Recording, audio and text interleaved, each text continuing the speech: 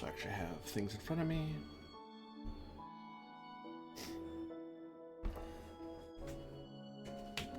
All the things in my way.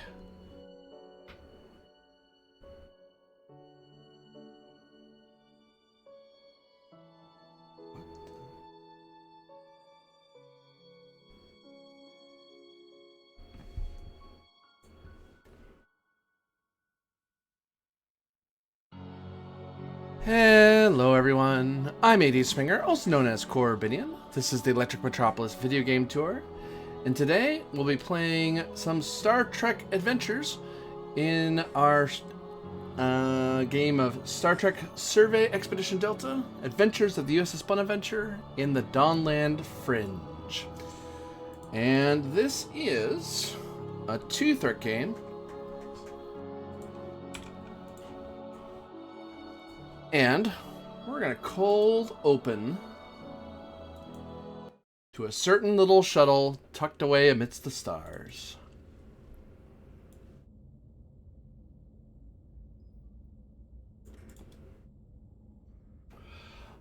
With Commander Ilthea on her way back from the world of the Stone Folk. The question is, do you send any support character or pilot to fly the shuttle, or do you just have... Because someone would have flown a shuttle to go grab her, as the Bonaventure was in the midst of its investigations of the sonic anomaly.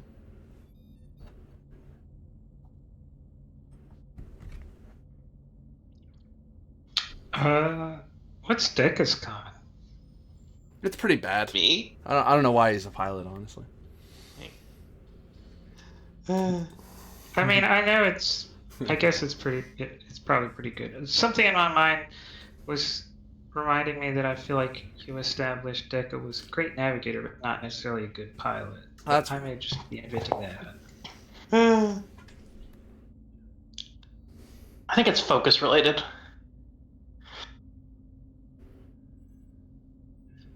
Wait, hold on. I'm pretty sure their con's good. Yep, my con is quite good. Then I would be predisposed to send Deca only because Deca's there's a dangerous, space barrier crossing, and Deca's been proven reliable and self-sufficient in independent command in a way that we don't have other junior officers who necessarily have. If it was like going to pick someone up from Willistock, I think the argument would be different, because it's just like, hey, we need an ensign to go do a routine Get some flight hours in. mission. Yeah, but there's enough unknown variables here to suggest someone who's a little more seasoned. Also, this is a space barrier with a psionic component. That being said, if it would interfere with our current goal to investigate the tools, then it would have to be somebody else, because there's no one else other than Deca to investigate that. Like, if that's still something we haven't done, I'm assuming you didn't skip past that. That's still ongoing. You guys have been at that for like a week. For 5 days, I should say, sorry.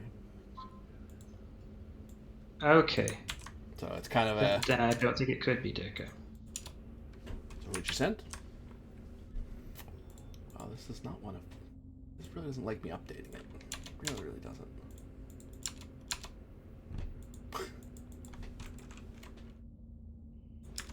So do you send? Oh no. I'm trying to fix your standing objectives here.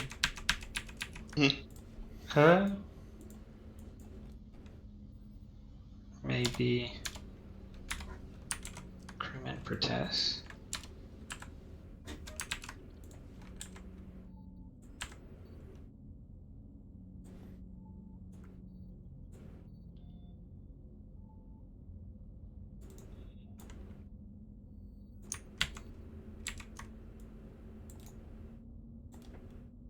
There we go. Mission directives. Does this count against the ship's crew support? It would, because this is one of your shuttles.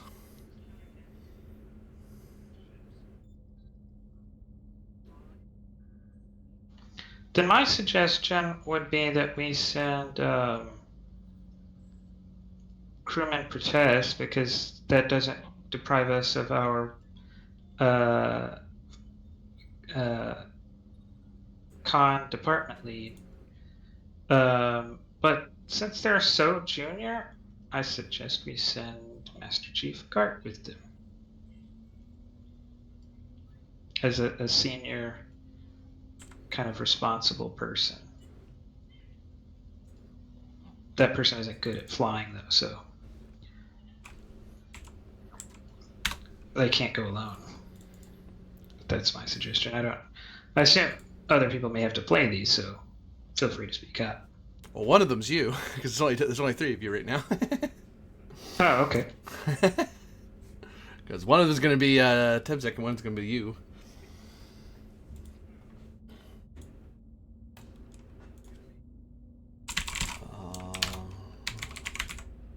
Is that who you're sending? Or who you sent, I should say? That's Barring Temzik saying no, I don't want to do that in the next 10 seconds. Yes. I'm where you need me. All right. So, Dr. Ilithia, you have been picked up from your assigned world.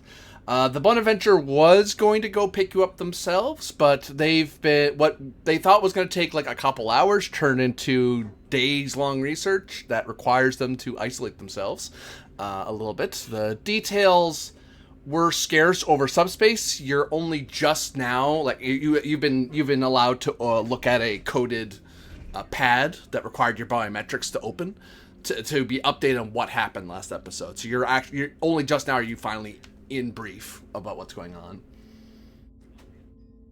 All right.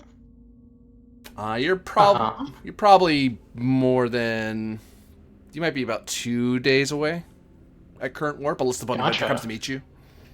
Like if did the coded pad give me a reason for recall, or did I signal for recall?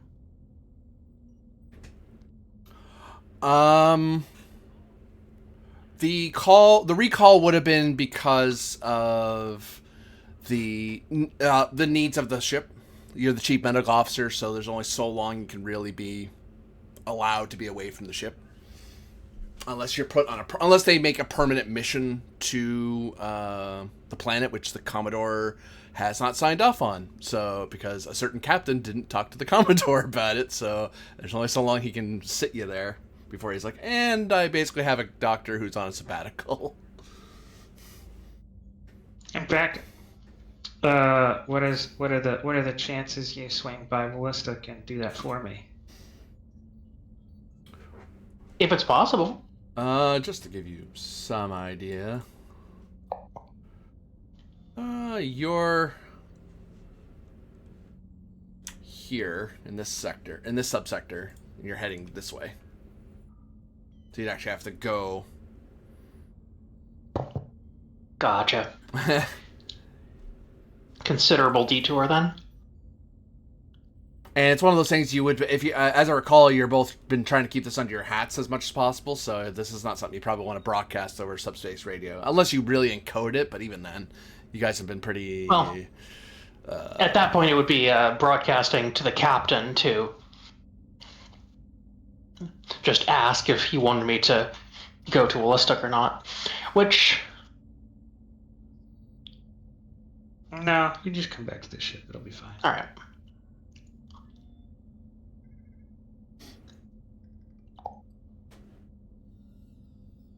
And we'll probably have. Do the shuttles inherit the traits of the Bonaventure? No, they have their own traits.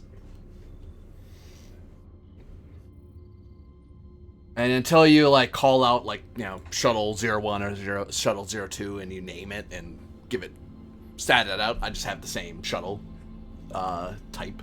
Like this is shuttle 5, for instance. Which is going to be, for mysterious reasons, going to be the shuttle you keep sending out all the time. For budgeting reasons. You can trick out shuttles to have like a specialized shuttle that you call on, and it's like, no, it's the Delta Flyer. It's that shuttle, as opposed to whatever shuttle we have on hand.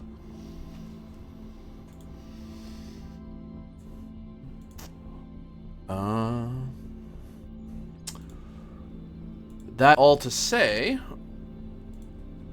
you do. I do ask, what is the Doctor up to during the journey? As the crewmen are dedicating themselves to getting you back, because that's something. You're an officer, and you don't need to be a flight person, and frankly, you're not a flight specialist. So they send some people who know more about flying than you do, especially given where you are in the sector. Let's see. I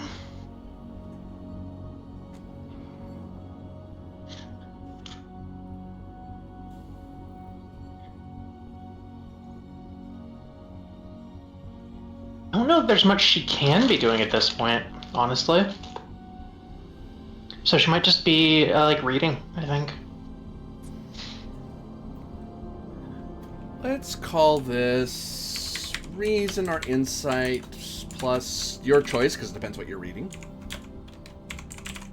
Difficulty 0, as you're just kind of relaxing. You're just self-enlightenment and actualization. You know, sometimes this is also the other thing too. There's only so long you're allowed to. If you're there by yourself, someone's supposed to be with you on a mission, so you can be relieved. As opposed to you just living there. It's like, well, that's not a Federation world. I mean, they may be okay with it, but there's a protocol here. Mm-hmm. You might go batty on us. Vacation you had. Yeah. Yeah. I'll say con. I'm very bad at con, so.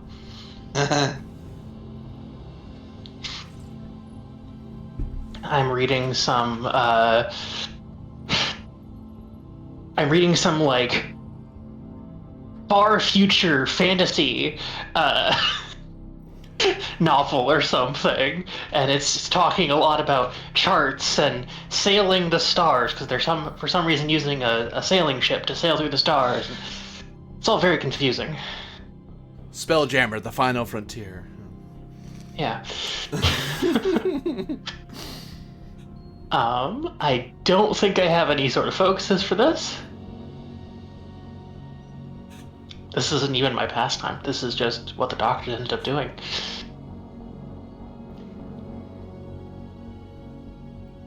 Right. Pull some momentum as you learn a bit about it, because it seems to be fairly hard science, aside from the sailing bit. But it's like, this is how stars are mapped. This is how you would do it manually. Yeah, like.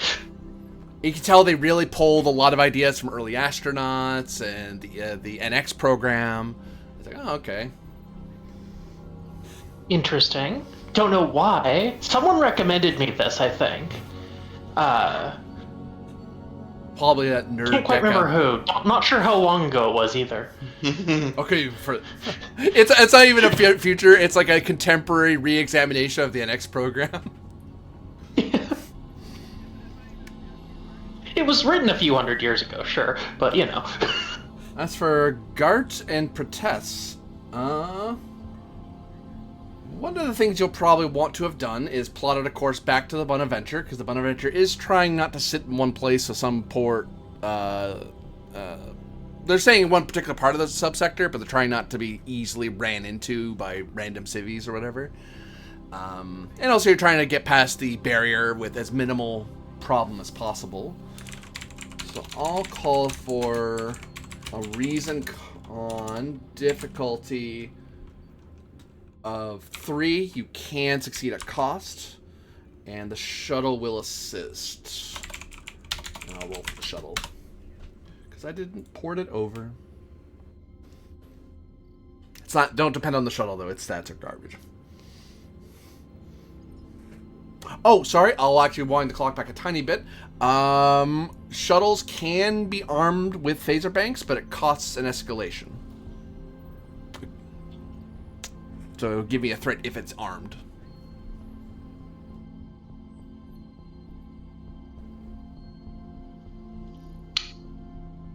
I think not. The only thing we've encountered out here, other than civilians, is far more than a match for a shuttle. So a weapon system would be a false security. It would only cause you problems as opposed to solve them. And would you have Whereas, like, maybe if if the scene ever arises, we may justify that we use like Type 3s or body armor or something, because defending yourself is one thing, but an actual like armed shuttle, I think it wouldn't do anyone any good. would you have a At least that's just... do you have an emergency transporter aboard? Which this momentum wouldn't be used because this would have been something you would have gotten when the scene started.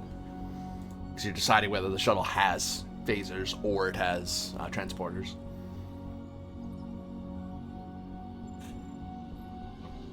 I think there's no reason not to.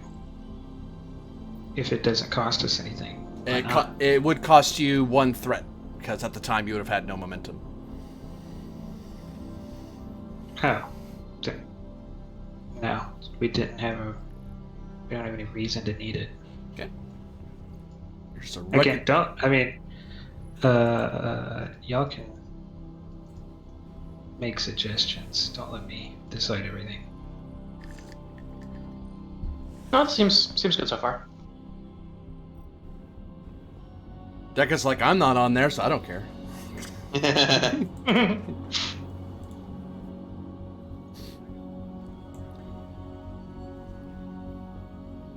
Very good. Then you have a standing Reason Con difficulty 3 plotting course action.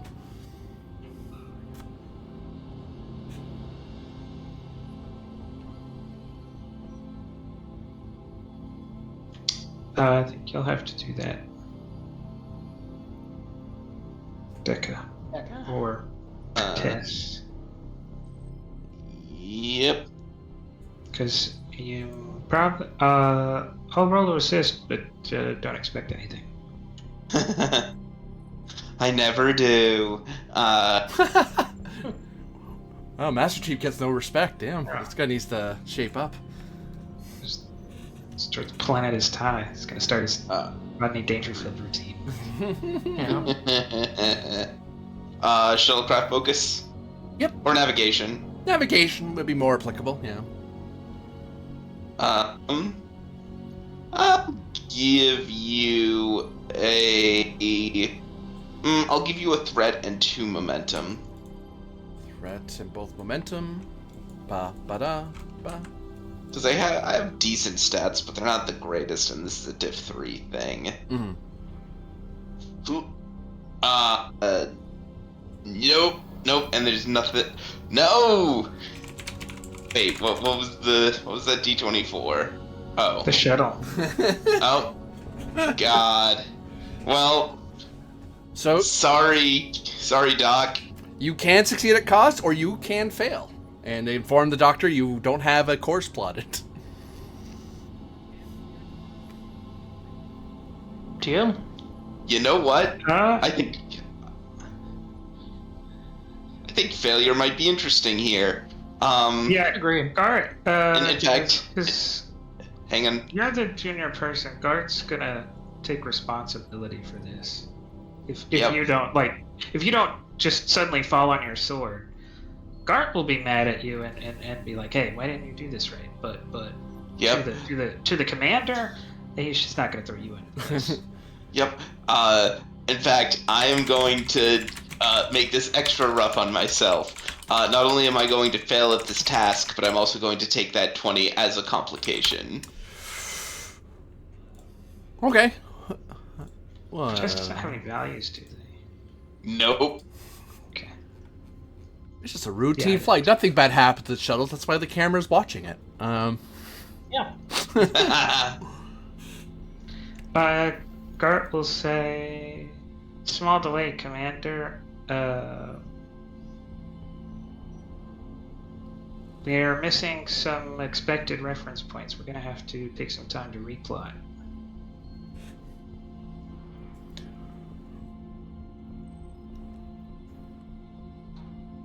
Oh, well, all right then.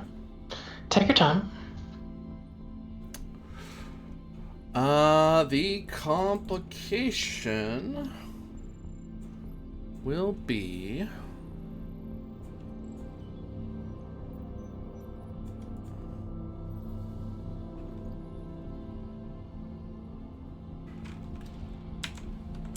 Rating 2. Intense.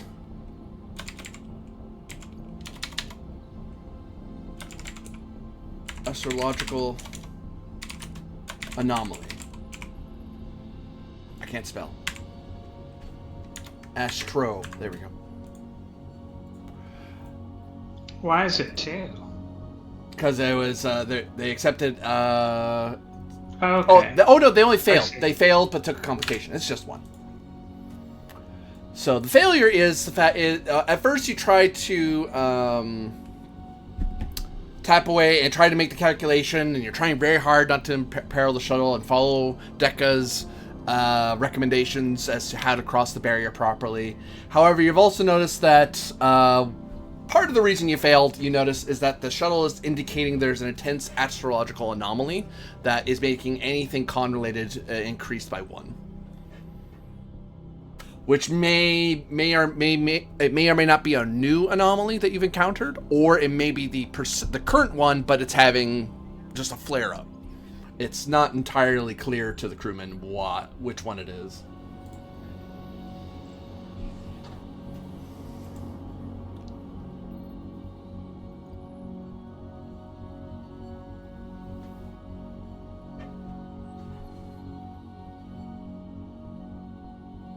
What shall you do, shuttlecraft?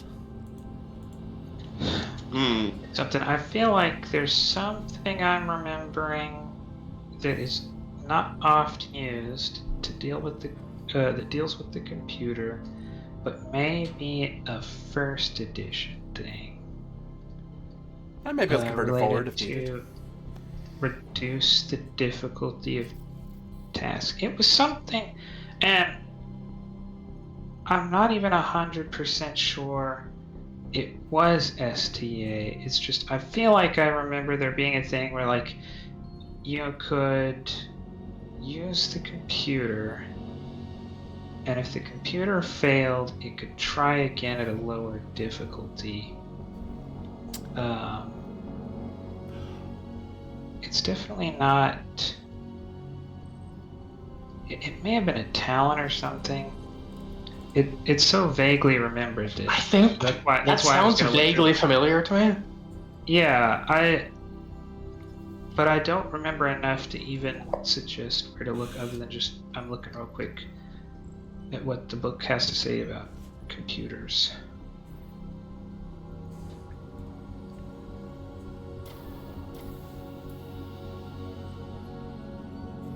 It sounds like a talent to me, but if you can find it, in one of the No. books, let me know. Yeah, there is a talent for the computer to be more advanced, but all that does is allow the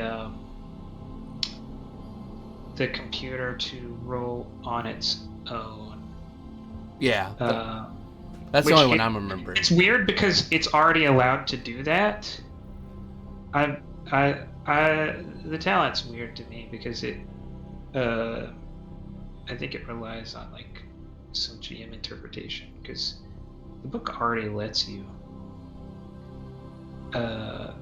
ask computers to do something.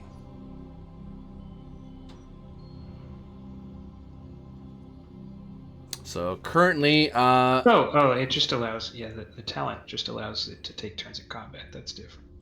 yeah. There's also one that lets the ship attack automatically. If no one's done an attack that turn, it just attacks on its own. Which, I can see that not going badly. So you can attempt the task again, but now it's diff 4. Now that the shuttle computer is telling you that there's this anomaly that you have to calculate for. So you can try again, or you could try to see if you can find a different solution to your problem.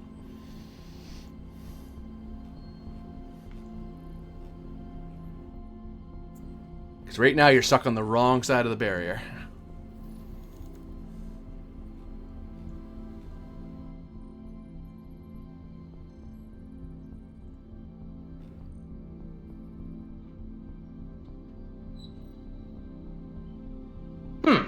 Well, I think after there's a little bit of discussion and such about the course to be laid in, the doctor will head up to the front of the shuttle.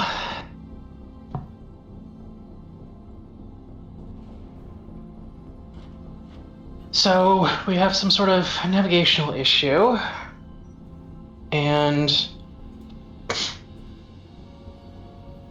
we need to chart new course back the ship.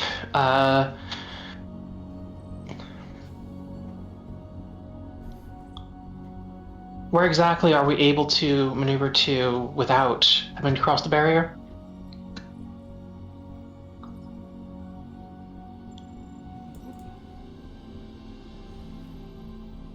Basically anywhere, oops, that way.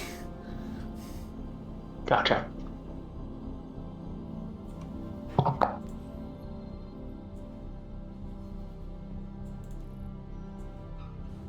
So, Commander will look across the screens and say, alright, worst case scenario, we can divert to the Haida and ask them for assistance or return to the planet. However, for now, let's try to work on a way through this navigational hazard.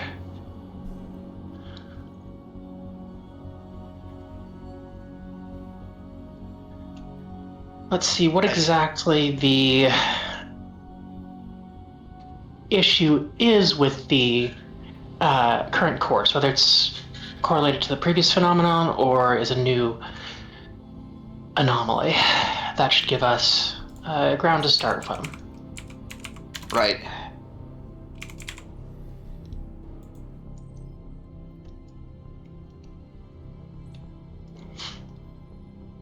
I'd like to try to determine the cause of the anomaly. Funny enough, there is, in second ed, they set aside scientific method and put forth forming a hypothesis. I'll repost it in the Discord. It's also pinned, but I'll repost it just to make it faster to find.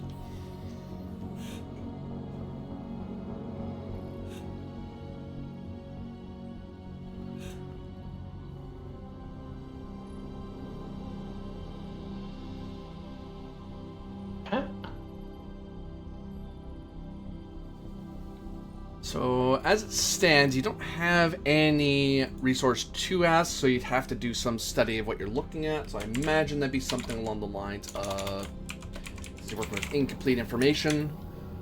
Oh no, you're examining your sensor logs. You're using the ship sensors and computer.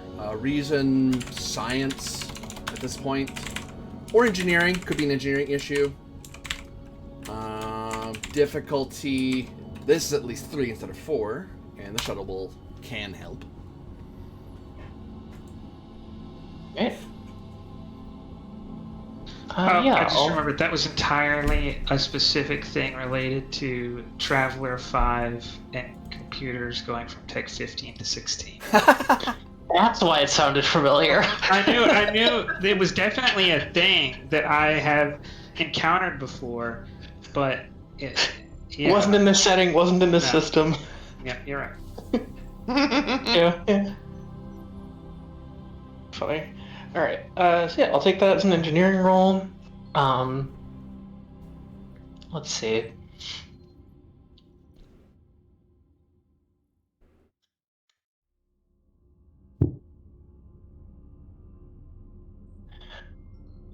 Looking for a focus.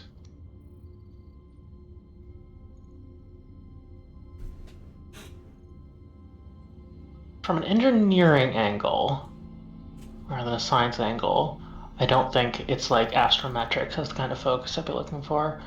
Yeah, because you're trying to figure out why the course that the crewman tried to set isn't accurate. The computer's giving a negative response of this is not a good course. How about data analysis then? Yep. Cool. I'll use Live Nearly Forever to grab data analysis. I just start reaching over the controls and start tapping at stuff. like reaching over their shoulders. Yep. Mm-hmm. Yeah, these shuttles are very economical in their space. Mm-hmm. Carl, get up, Kurtz. You need access to the computer. You should sit down. Yeah. Unfortunately, it uses Outlook, so you're pretty. Huh. Got 2 instances in there. Neither of them are working. I'll spend 3 threat to roll 4 dice here. 3 threat. 3 threat to me. Not to all players, just me. There we go.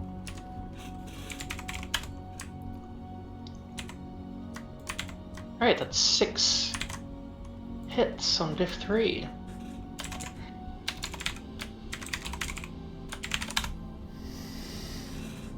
So I thought 6. Oh, and the shuttle doesn't help. Shocking. Variant 3.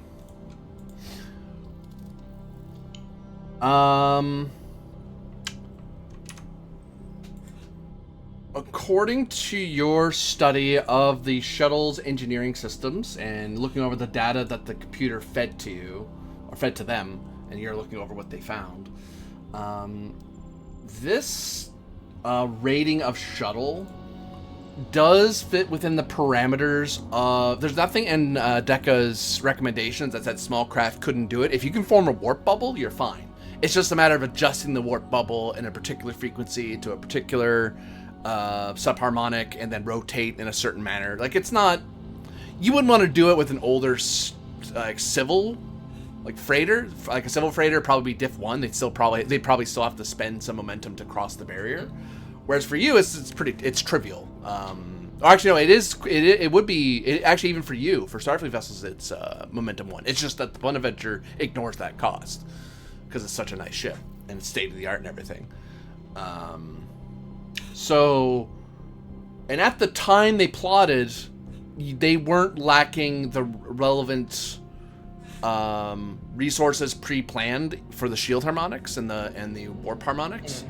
So, by all accounts, the shuttle should be able to jump. Like there's nothing mechanical or technical about the shuttle that makes it incapable of jumping that gap.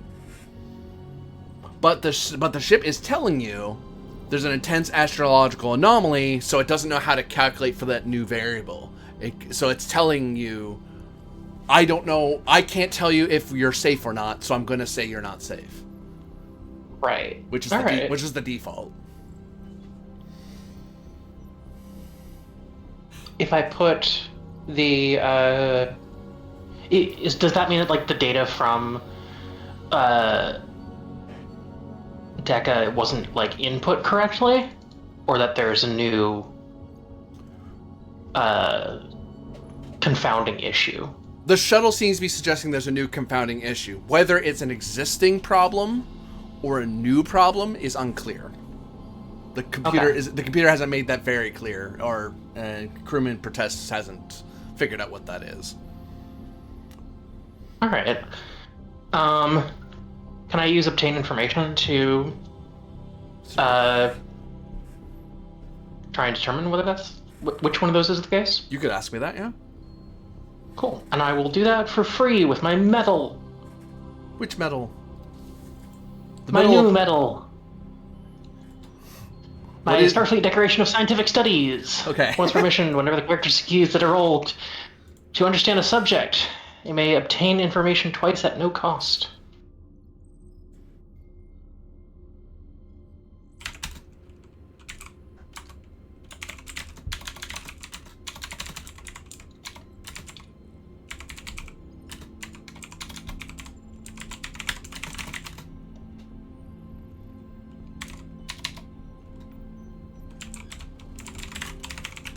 So I have one free obtained information that I spent, and got another one. Alright. Well, the computer's definitely flagged something new. Let's see, this isn't related to the subspace lattice work in the sector. Looks like.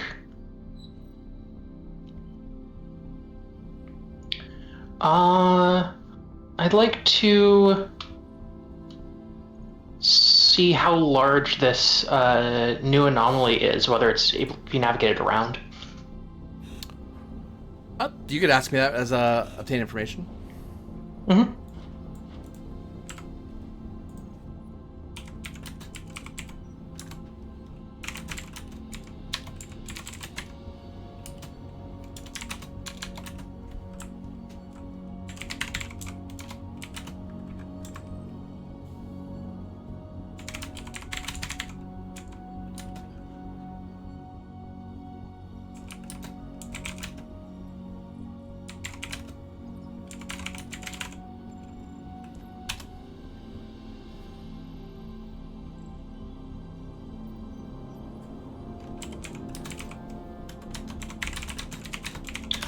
Okay. Looks like we have a localized anomaly. Long range off of our port aft.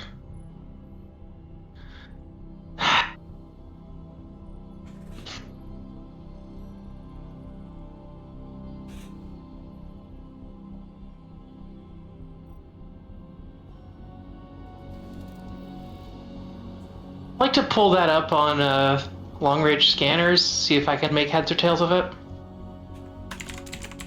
Reason plus science. Difficulty. Base 1 and increases by 1 each range band if memory serves, but I'll double check, make sure I'm not cheating you. Sounds right. But I don't know. Wow, some sensor operator you are. You didn't memorize that. Yeah, you're right, I've got a science too.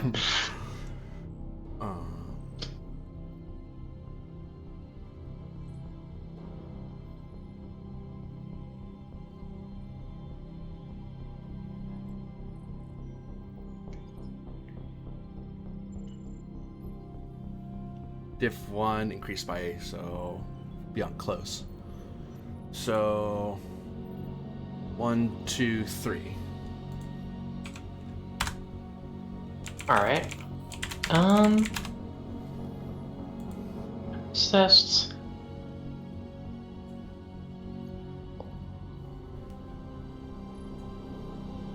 Do I currently have a relevant focus for this?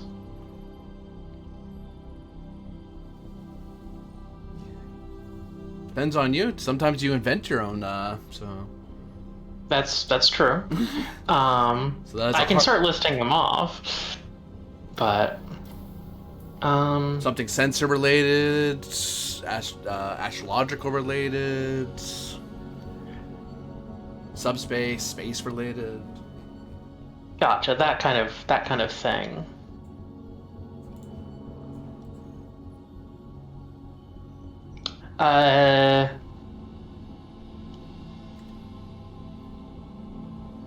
I'll throw a couple at the wall here that might be related, but probably aren't.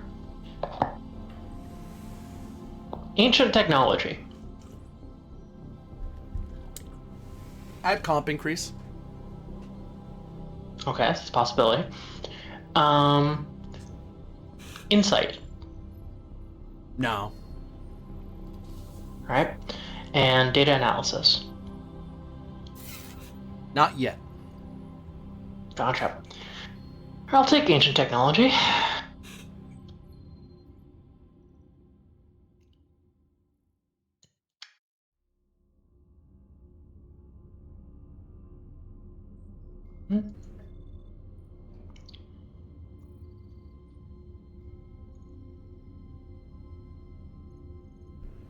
Deciding if I should use esoteric experience here.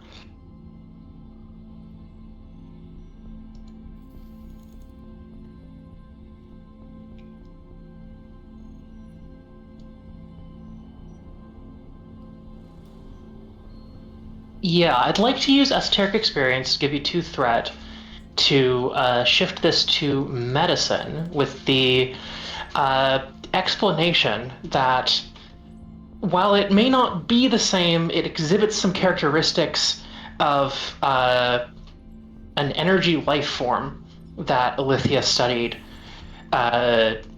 shortly after the Vulcans joined the Federation. I'll take it. 2 threat to me, I believe.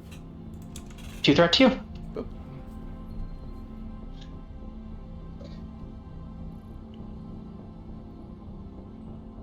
And I'll buy a 3rd die with a point of momentum.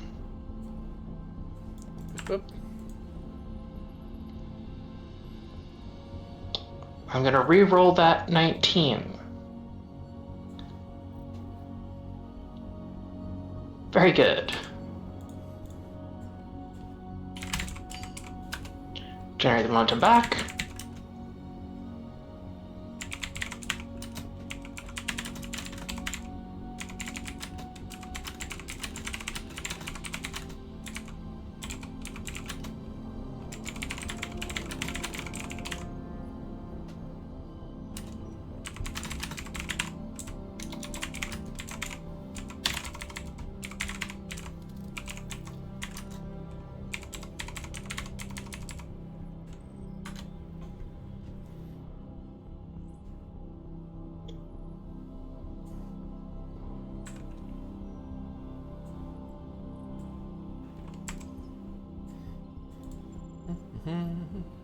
Shoo, shoo. Okay.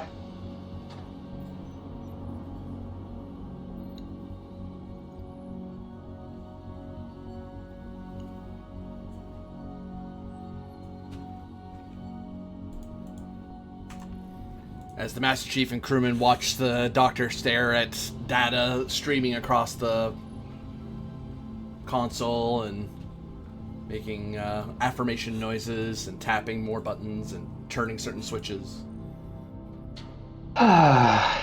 Okay. We have someone on intercept, and I think I might know who.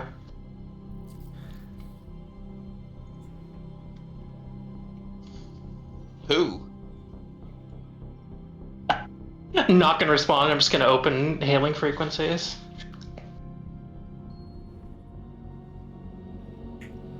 Okay. Channel open.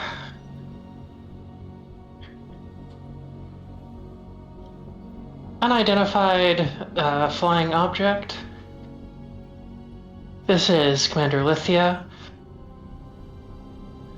May I ask the purpose for your approach?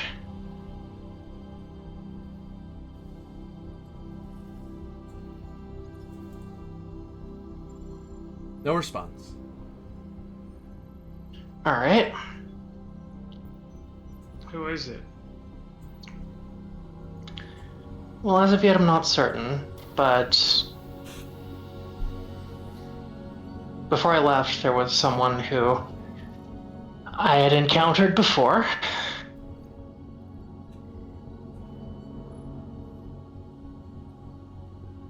Who might be taking an interest in us.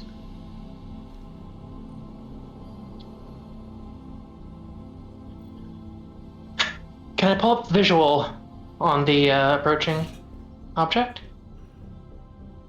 Certainly can. Gonna try and do that. Put it on screen. I grabbed the wrong layer. Hate it when that happens. You see on the view screen before you, as it's looking at one of the rear cameras, it appears to be some sort of humanoid and what appears to be a very long boat, who seems to be rowing through space and catching up to you. Yep. I think who I thought it was.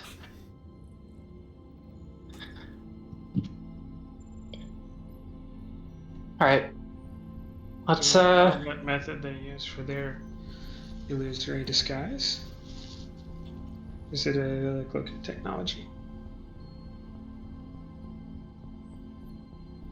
I have no idea. Master Chief?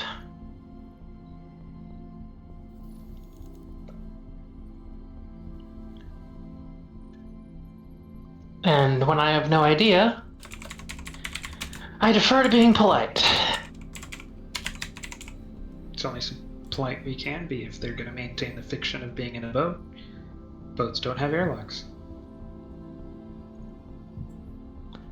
And we don't have transporters. We'll see how that happens when it comes alongside. You hear they pull up to contact range and begin knocking on. You hear a knocking coming from your the rear of the shuttle. Mm-hmm. I'll see if there's any atmosphere outside. Nope. Sensors say there's open space out there. Cat.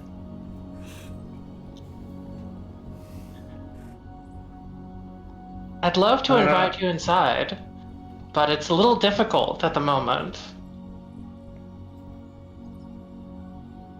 Huh.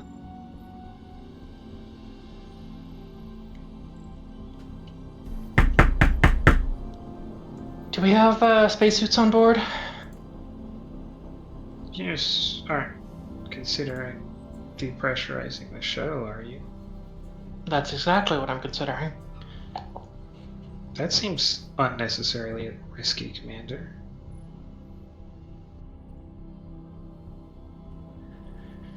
Many things are.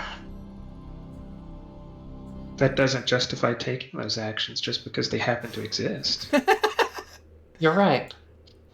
In this case, I believe the risk is outweighed by not being hospitable. They're a species that cloaks themselves as rather ancient technology and refuses to use modern airlocks, so we have to put ourselves in extreme danger for their convenience?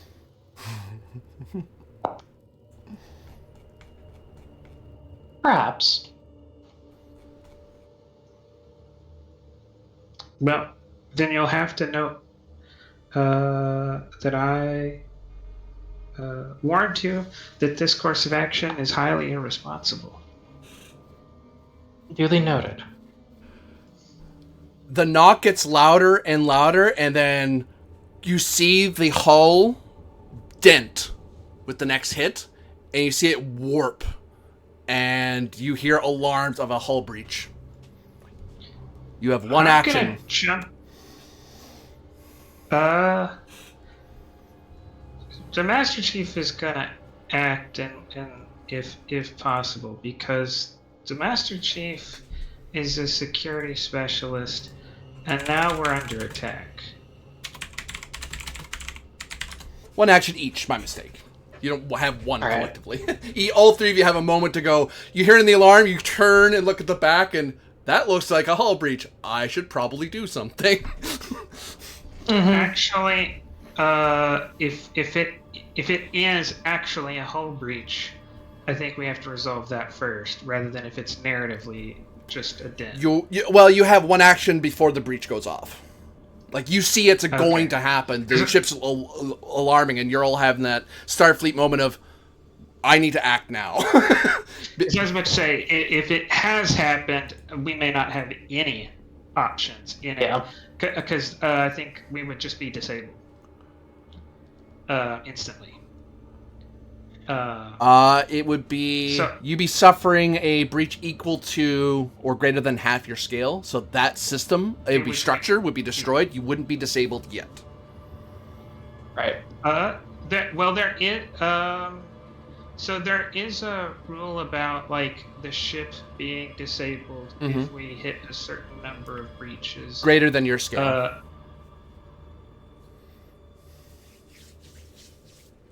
I thought that was destroyed. If you suffer greater than your scale, you become critically damaged and can no longer function. If you're attacked, if you take any additional breaches, you are then destroyed. Okay. Okay. All right. Like, this isn't friendly, don't get me wrong, this is still bad. your structure, anything to do with your structure is going to be shut off, which thankfully isn't all your stuff, but there are some stuff that relies on shuttle structure to be maintained. Then I'll act. I want to jump in the seat and hit the go button. You're gonna Oh wait, that's you can still do it, but try. Oops. Wrong. Feel free to move yourself up front because you're not in the rear zone. You're Yeah. moving to the front zone. The 4. I believe warping's just Yeah, warp. anything other than a clear stand down or belay is going to be ignored. You are looking 'Cause- at control con difficulty 2 because of the anomaly or the unknown spacecraft. Assisted, thankfully, by engines con. So even if this breach does kick in, it's not affected by what's happening. And you use and of course you use a prepare action to activate the reserve power. All right. And I presume you're not trying to get a little bit away. You're trying to leave the quote unquote battlefield entirely. It's like, nope, we're leaving you as fast as at highest warp we can do. Yeah, which I believe in this shuttle's case is 5. We can move 5 zones. However you have zones mapped out. Yeah. So if you do just zones, you can choose one of two things. You can either choose zones like you're just moving away from a target, or you can say I'm running away, and that's you just leaving the battlefield entirely.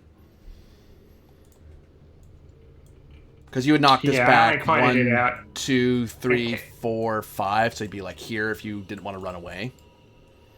I do want to run away. I just was calling it out in case he decided to chase. Because if he decides to chase, I think how far we can go matters then. Yeah, then there's the chasing you down rules, which they can choose to pursue. If they pursue, they have to go to work. They have to get more successes than what you got. That's the Not limit. that they have to be. Oh, okay. It's kind of weird that they do it that way than just relying on the fact that they've already given an engine score and said that's how many zones a ship can move. And you can succeed at going to warp at cost. It just means that, well, there's a complication involved.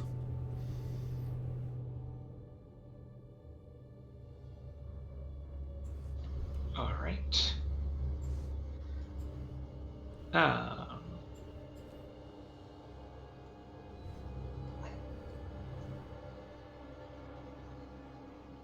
Do we have a...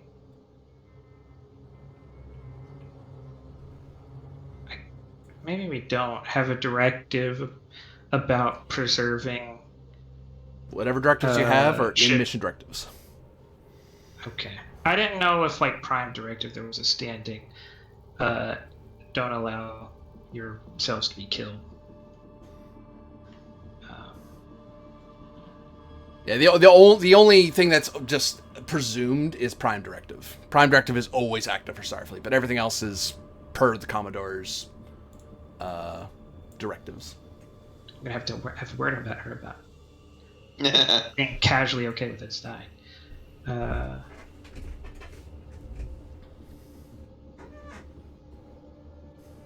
may just not be one. yeah, I don't think so. Yeah, I couldn't justify. Okay, well. The Chief is determined not to die, but Starfleet's not.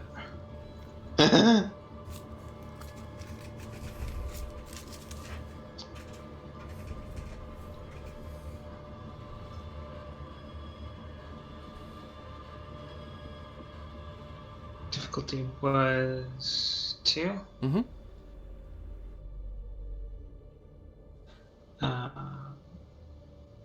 It's written there.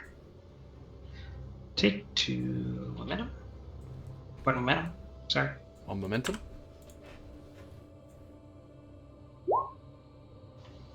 Oh, if you're gonna roll a 1, it'll just work out.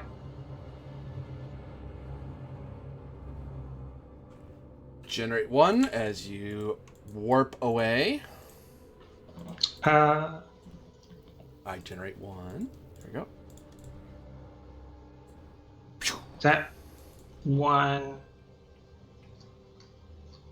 for a minor. Because I think this is a minor. I just double checking.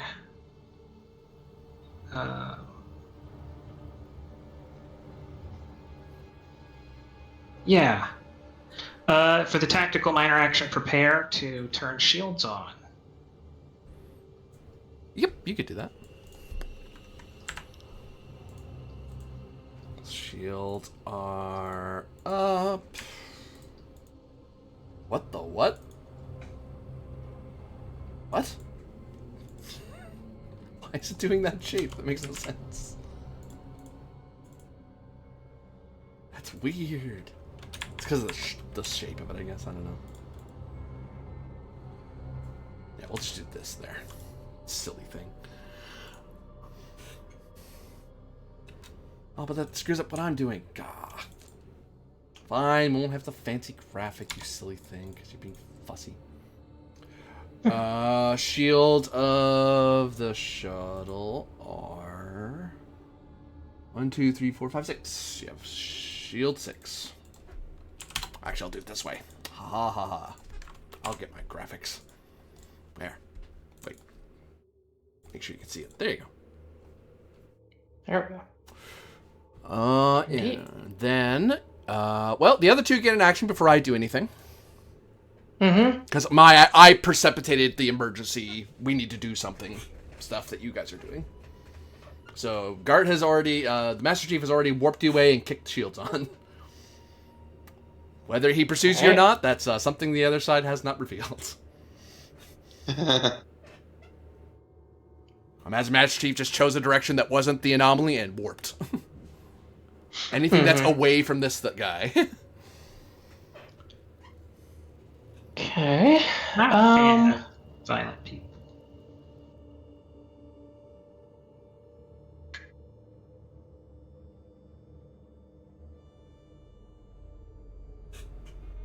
Doctor doesn't feel the situation is over, and so is going to try to see if there are EVA suits on board. To pull some EVA suits out of the locker, you would pay the cost of such, because it makes sense that they'd be board. It's just a matter of the resources of running around and rooting around in the containers and pulling them out. I forget what the cost of them are, so we'll look them up. It's 2 To what though? momentum. Well, to opportunity. Yep. So you'd have to do.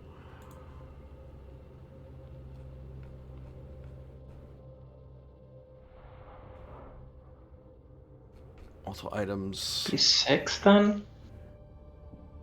You must pay opportunity cost for each one. So yeah, you'd be giving me 5 threat and 1 momentum. Or you just give me all threat. Mm-hmm. Yeah, I'm trying to think if that's worth it. It's a lot of threat.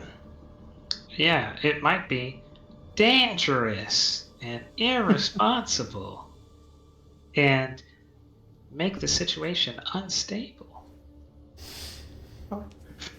Uh-huh. What do I know? I didn't go to the academy. That's the right attitude for Master Chief. Officers don't know what they're doing. You have to keep them safe.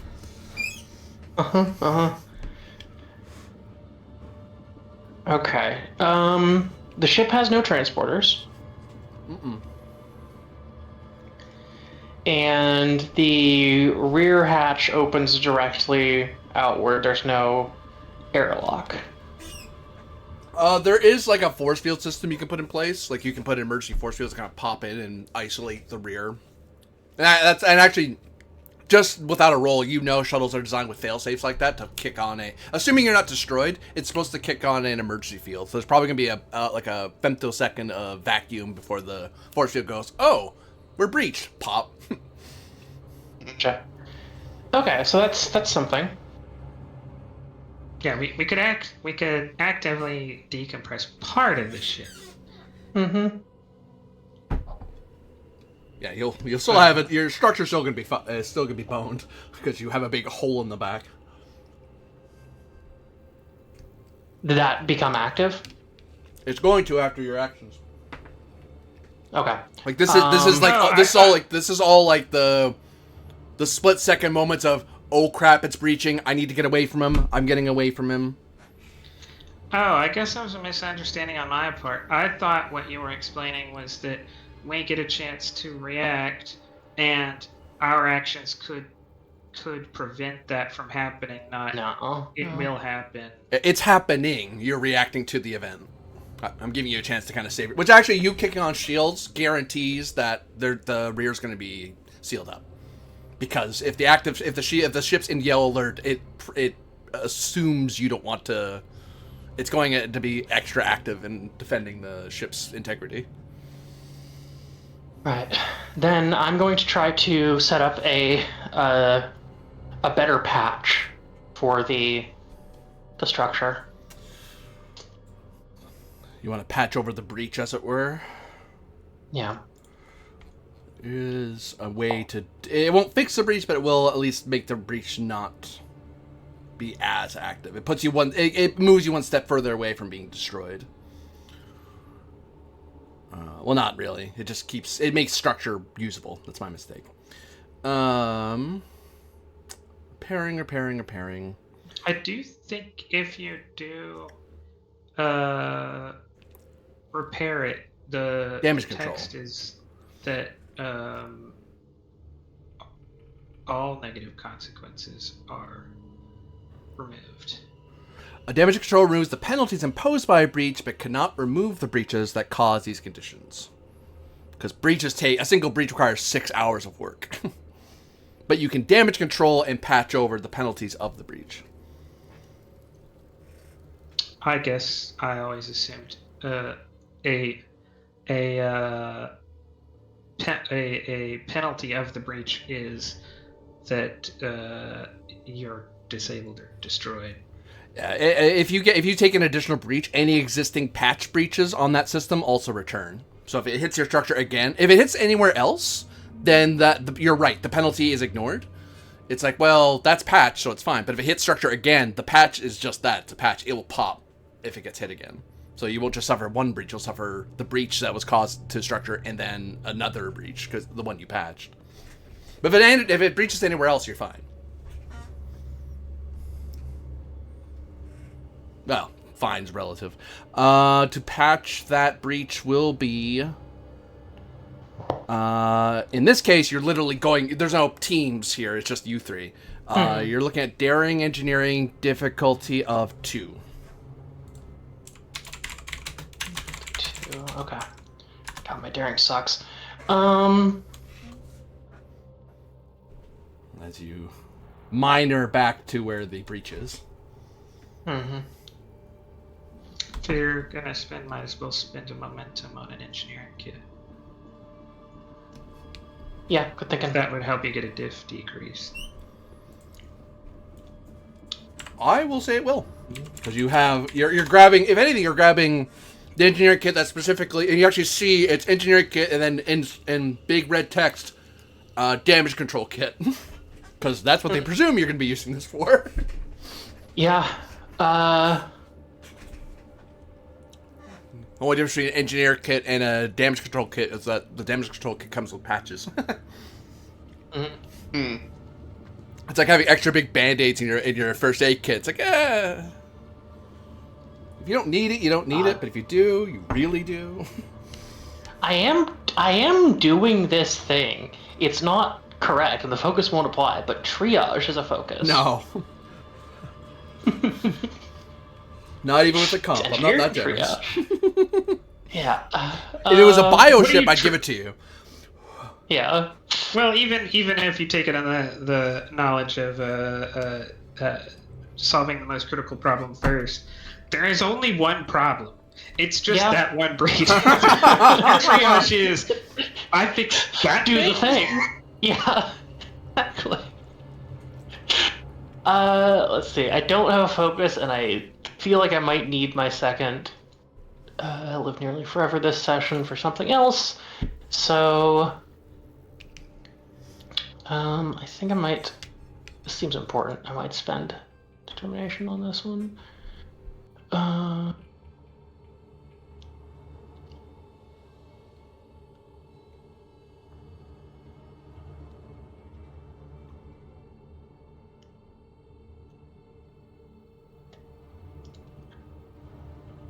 bend towards the value. One of these values. I'm looking to see if I have callbacks right now.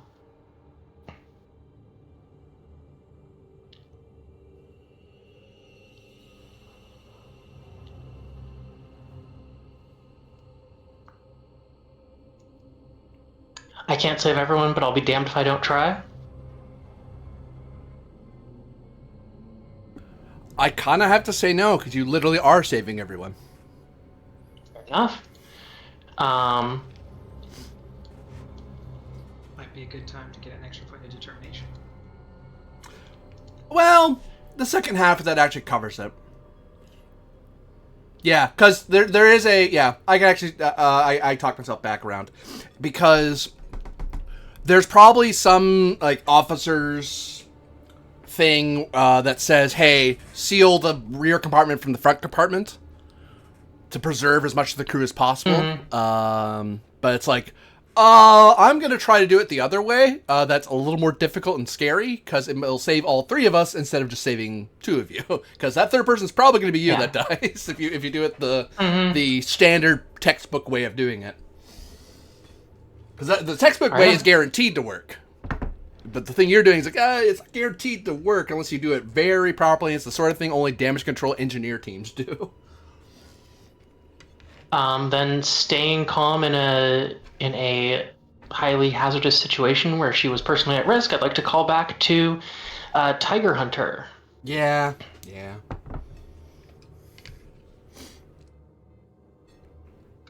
Tiger Hunter was a scary time for you. Yep.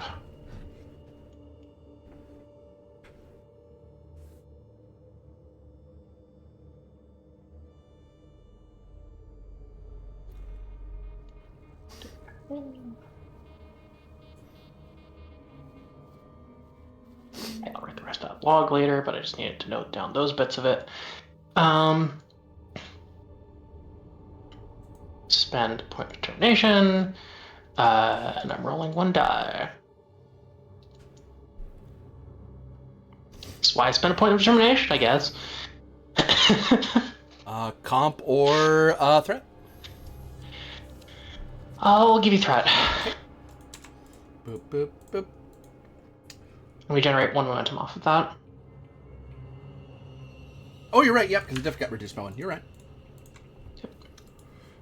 So, Doctor, the Master Chief leaps forward during the breach, kicks on the shields, warps away, kicks on the shield at the same time. You leap back to patch the hole. And heck, you get there before the breach. Like, it's already starting to bend and warp. You can see it's warbling and it really wants to go. And you're like, nope, patch. And then just as you get the patch over, you can see at the edges of your patch little indicator lights where it's like there's like this chemical reaction where it's like black at the edges when everything's fine, and then you see this bright yellow orange light all around that indicates, yep, this is covering a patch to open space. It's like, huh. You got that just in time.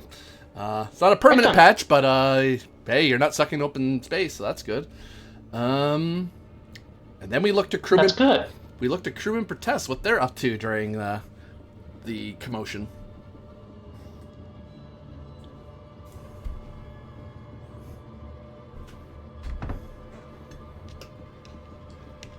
What does your brave pilot crewman do, Deca?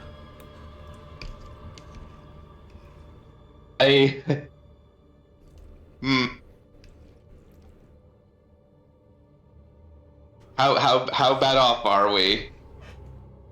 Well, we're not sucking vacuum, and we're currently not near the unidentified individual whose name is unknown to all of us. Okay, do we have a good idea of where we are? No. But also, we haven't gone that far. You're still in the same subsector as Okay. Mission Area 01. Okay, I do feel like, even though we haven't gone super far, I feel like we should still figure out where we are. Do you want to just set up like an advantage to give yourself a more precise? Because all I'm telling you is a very generic. You know, you're in this subsector somewhere. Yeah, and if we're trying to get back to wherever we You don't try to plot a course out until you...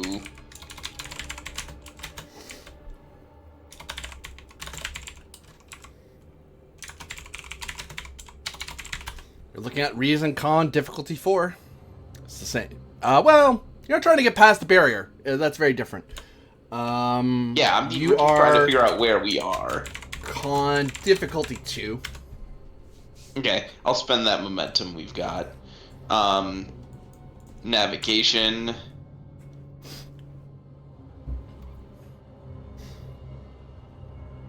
I did it. Go, shuttle, go. Oh. Did it help? 5 plus 1, 6. No.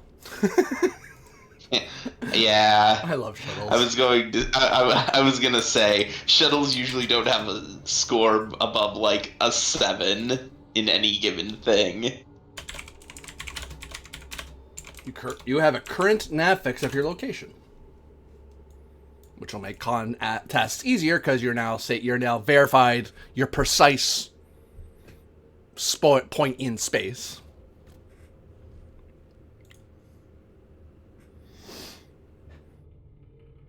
Okay. I believe I have our position narrowed down.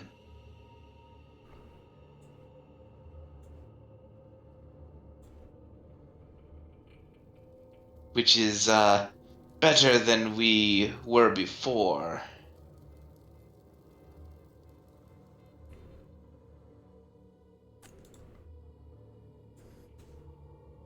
Ooh. Spending 6 of his personal threat. Oh, yay, yippee.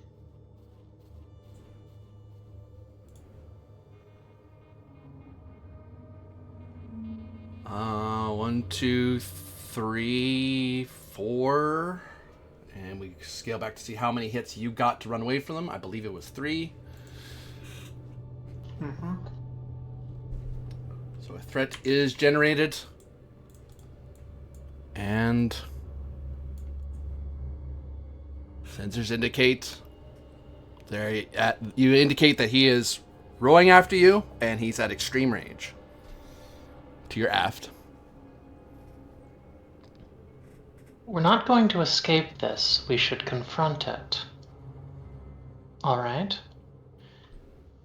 I appreciate the quick thinking in taking us away from the situation, but that's not going to work.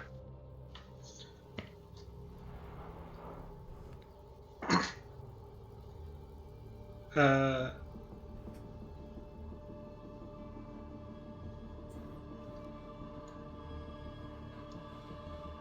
hasn't caught us yet. A little more power and we can do it. It's not catching up to us very fast. I can see about temporarily increasing the shuttle's power output. It doesn't have to be for long, just enough for us to lose them. Actually, there's one thing I forgot. I'm not sure what your own mythologies tell you, but many of mine tell me that creatures with great persistence will keep on coming, no matter how much you attempt to sprint away. The chief says. I'm afraid that Caitians are not persistence predators. Yeah, Gert says lots of heroes get away by being stubborn. Only fools I'm sure like they do. that die. I don't propose we die, I propose we talk. The chief will say, Commander, I choose to live, and unless you give a direct order to come about and surrender to this attacking entity, I will continue to fly this ship away in accordance with my security training. Olivia will sigh. Because he's not going to start pulling phasers or anything. If you give Yeah. the order, but he's a security person who doesn't want to die. Mm-hmm. And this thing is attacking us. Stand down, Master Chief. Bring us to all stop. And prepare for potential cabin depressurization.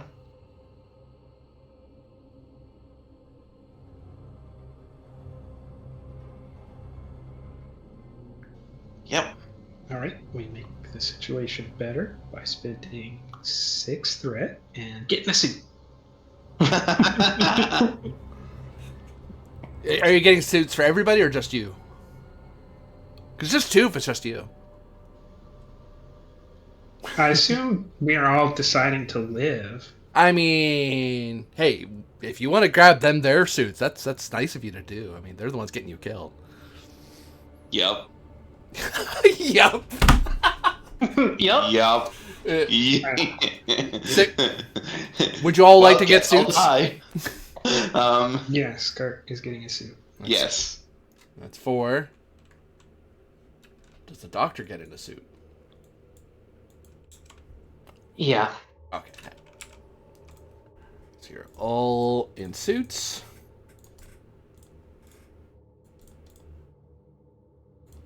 You're at full stop. Shields up. Reserve power 0.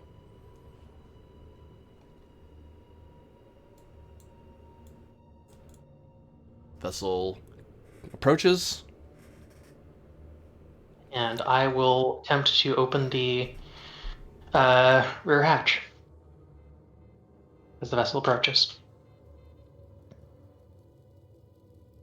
And we end the scene there. As we cut over to the Bonaventure.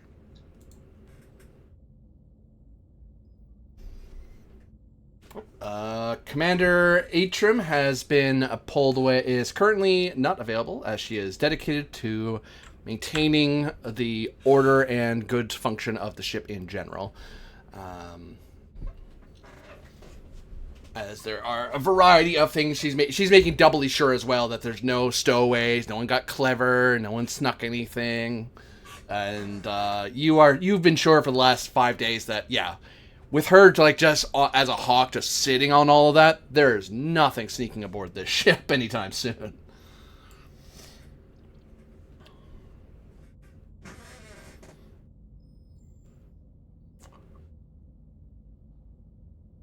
At this point, Captain and Lieutenant Deca, you have both been aware of a continuing issue aboard the ship. The sonic relay system that you've been trying to figure out and understand, and the power tools. And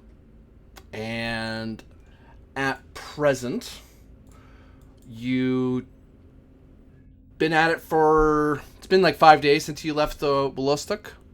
Just science team just constantly going at it, trying to figure out how to trace down the signal.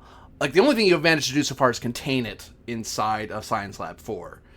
In the meanwhile, you sent out the shuttle to pick up the doctor. You haven't heard from her, and at this point, as the scene starts, Lieutenant Deca, you are, and Captain, both of you, I'll give it to you for free. It is past the check-in point. At this point, the shuttle should have called you to say, "Hey, we're at nav point 3. We're still on our way." Because they would have been saying that every so often. Nav point 1, we picked up the doctor. Nav point 2, we left the system. Nav point 3, we're almost to you. And nav point 3, the shuttle's slow. It ain't that slow, unless they took a detour or something's gone wrong. I will say the fourth point I'll point out is that you have. There is an extended task now available that wasn't available before to trace down the sonic presence that's in the items. Lieutenant Fuji has reported that they've finally come to a breakthrough where they can actually get some results, because a lot of the problem was just understanding how it was working, why it was doing what it was doing, and trying to figure out, because it's not easily understood how to trace. Like, tracing a warp signal or a subspace signal is one thing. Tracing a psionic phenomena is not well understood, because even sonic species, they either feel it or they don't. Either you know what direction it's coming from or you don't. It's like, well, that's not good enough. We need to know from where. So start inventing the science that involves tracing down a sonic signal, which Starfleet officers being good Starfleet officers with a specialized science lab. Yeah, they figured out how to do that. Now it's just a matter of tracking down what it is they're looking for. Ah, man, I got to imagine. You know what I think is the funniest idea that in the in the ship has set up like the astrometrics lab, and it's like how you have the big round room that's astrometrics in like TNG, but instead of a big hologram thing, it's like just a big round screen with, motion picture era computer graphics. Mm-hmm. Yeah. I basically have 3 big screens there. It's like, so I can show 3 different things. When would you ever need more than that? Right? So the captain will say, Dr. Shuttle should have called in by now. Let's call them. And since I think I'll go to the comms console. I'll let you generate some momentum off this. I think it's a diff 0 to hail, but I don't mind. You guys are zeroed out, so. It is control engineering difficulty 0. Because there's nothing in the way. So, and the ship will help with comms engineering. I believe that's the numbers. It doesn't talk about hailing much unless you're breaking through things, but I'll give you a better number. I'll find it. You'd be looking. Starship Fundamentals is the subchapter. I think that it describes what you can do at each station, and I think hailing is specifically called it. I don't think it gives it difficulty. Yeah, though. Yeah. Just that it's reduced by 1. Yeah, so you're looking at. Well, and it wouldn't even be that because you said we don't have dedicated comms. I'd have to take effort to set up the multi-role to do comms unless you're hand waving it. You can do it from either your chair without any special setup or from the tactical station. But if you set up, and those aren't specialized, they just can hail. If you want to set this rear thing up, you'd have to do a roll to set up to be a specialized communication station to get the extra hit. And then, which would just give an extra hit because you're not going to raise the difficulty. Or are you going to raise the difficulty if it goes sit back in the chair? Nope. It's a pretty standard thing. You're just asking a computer, hail on this frequency. And as far as you're aware, there's no reason that call shouldn't go through, really. Like, there's nothing there's no anomaly that you're aware of that's making it harder to talk to anybody.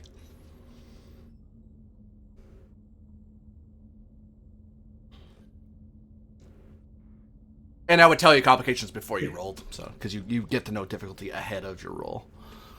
Yeah, no need to complicate things. I don't want to spend threat, and Yeah. I'm not so confident with a 13 and no focus and getting 2 hits on on 2 dice.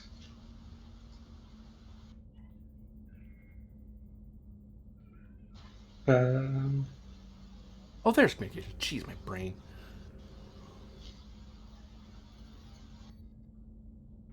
Such scary creature attempting a difficult 0 task to trigger momentum. Yeah, okay, that's what I thought. Wanted to be sure. Ship's comms engineering. Generating 2 so far.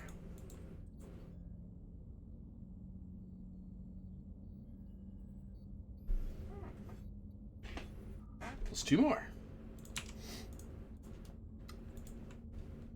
Hailing frequency is open.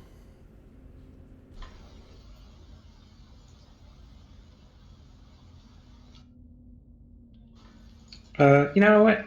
Spirit of the age and whatnot. I'll establish something by saying Bonaventure to Shuttle Artemis.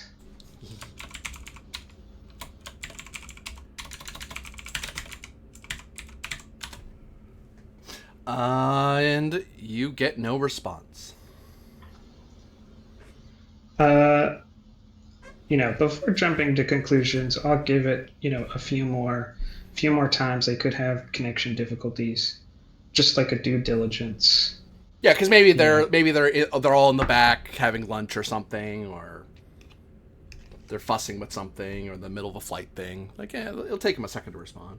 There's only 3. They don't have a One full of the ship. things that, Oh, go ahead. Sorry. I was going to say, one of the things that helps you get from commander to captain is not freaking out when one of your shuttles is a little bit slow to report. Yeah. They don't have a Admirals staff of don't over like 1,000 people sounding ready to fleet. enter a call. It's like there's 3 people. Sometimes they have to sleep. But yeah, I know you get. But once the due diligence done, the captain will say, "Bridge to Lieutenant Fushi." Fushi here, Captain. Secure the power tools in their containment vessel and in the specialized lab. We have to investigate the missing shuttle, and we can't afford complications. Understood. Securing them now. Yeah. Lieutenant Don't Decker, roll or anything. plot an intercept on the last known location of the shuttle, and plan for a 5% variance in shuttle trajectory. Oh, spiritual concern is no longer a thing anymore. That's not your problem. That's the station's problem. To resolve Fushi's thing, at present you have, between Sonic Studies and Sonic Safety Protocol, you have 2 traits that are kind of covering this, so you can just walk away. But if you want, you could spend 2 momentum to increase the existing potency of either. And the captain sounds like he's more concerned about safety than the study of the thing, so you could increase to rating 2 Yeah. potency if you wanted. I'd like to try and do that. Yep. No roll. You just spend the momentum because it's an existing thing you had from last episode. So Cool.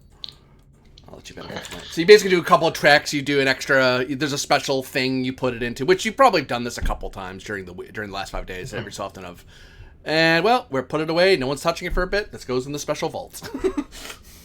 Fushi to bridge. Go ahead.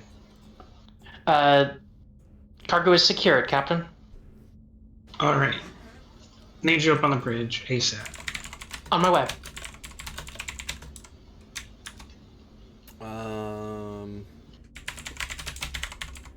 Region Con difficulty 2, assisted by ship's sensors con to figure out the course. Yep, will do. And I just realized I also had myself muted for a hot minute. No. Where's the cold That when always it's gone? happens. Does everything have to be hot? Can't things be cold or lukewarm? No, it has to do with entropy, actually.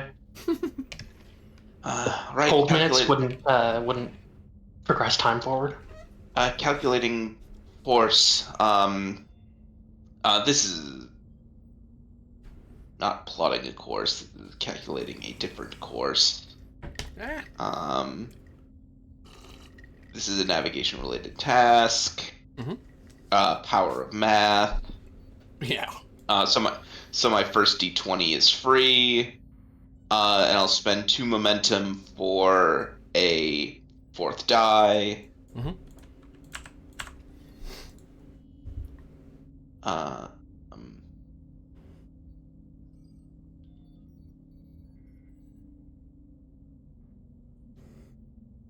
Just making sure I'm not missing anything else. No, I think that's it. Stellar cartography focus. Yeah.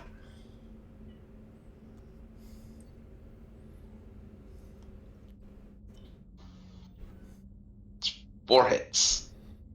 So I generate the 2 momentum back. Because of visit every star. Because I succeeded on a navigation task, I gain a bonus momentum. Whoop.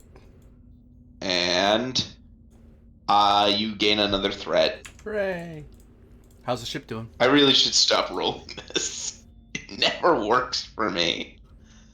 Get a promotion. Stop being a junior. Get a real talent. Never. Aw. Yeah, you've done some math, did some calculations. You even accounted for weird things within a certain 5% variance. You calculate how fast, if they're going full speed, half speed, 1/4. 1/4 is ridiculous because they'd never get to, they'd be way behind Nat point 3. It would take months to get to you. They weren't going that slow, you would assume. And if they were, they should tell you.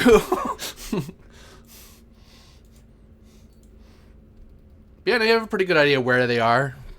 Or where they should be, anyway, if they're following the course they had locked into the flight into their flight plan. Right. That's what. Oh, I should clarify. That's what the captain by 5% variance is. That they may not be on the original path because something's gone wrong. So let's plan like a search pattern. But I'm not gonna just assume let's map out a whole search pattern for the delta, the sector. What are we? Sector delta something. So something sector. There's a delta and a sector in the name of this campaign, and I'm not putting it together. You're part of the survey expedition Delta, but you are in what's called the Dawnland Expanse. There is a registry number. Okay. There's a registry number for where you are. That's fine. Delta Expanse was what I was looking for. The word I was saying. The captain doesn't want to plot a search pattern for the whole Delta Expanse. Just whatever their course was, plus if they deviated from that course by only 5%.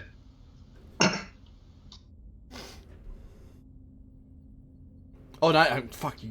You got me screwed up. It's not even the Dawnland Expanse. It's the Dawnland Fringe. There we go. It's in the name of this darn show. Brain. And I only call that out in case it wasn't covered by the roll. If we could spend to make sure that we do cover reasonable amount of departure from the expected course. I'll let you create a trait to kind of not just to go where they were, but also to cover, to do kind of to have that preset. So you have a preset. You don't have to recheck again a search area. It's like we're going to this point where they should be, and I've already plotted out the 5% variance if they're somewhere.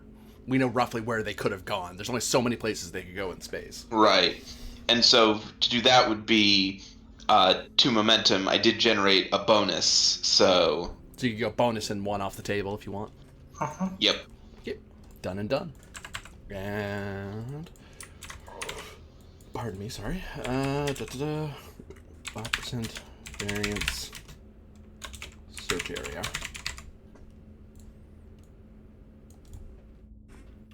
You are calculated. All right, Insula cast. Engage at safe cruise.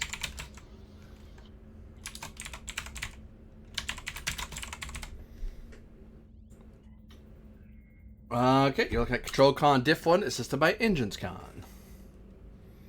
Oh, I have a clarifying question then. Hold on. Yeah.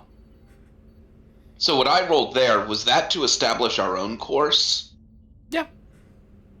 Oh, well then, Intuitive Navigator should have kicked in and lowered the difficulty of the task by 2 to a minimum of 0. Oh, so you get 2 more, I believe.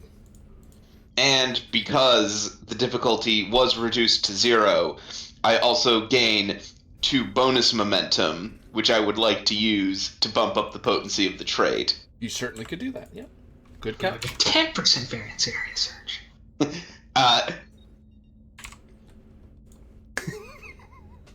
Yeah, I was able to increase the efficiency of it to account for 10% variance within the same operational parameter. Yeah, a captain who has a focus in astronavigation. we'll say you might be playing a little loose with the search pattern here, but good job taking our actual sensors into account rather than just standard sensor template.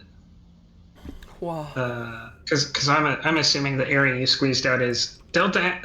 Deca actually takes note of the fact that we have good sensor operators, and we're not on a soon to be decommissioned Connie that has an old sensor package. So you can actually squeeze more out of the standard search pattern. Yeah, the standard search pattern assumes the average.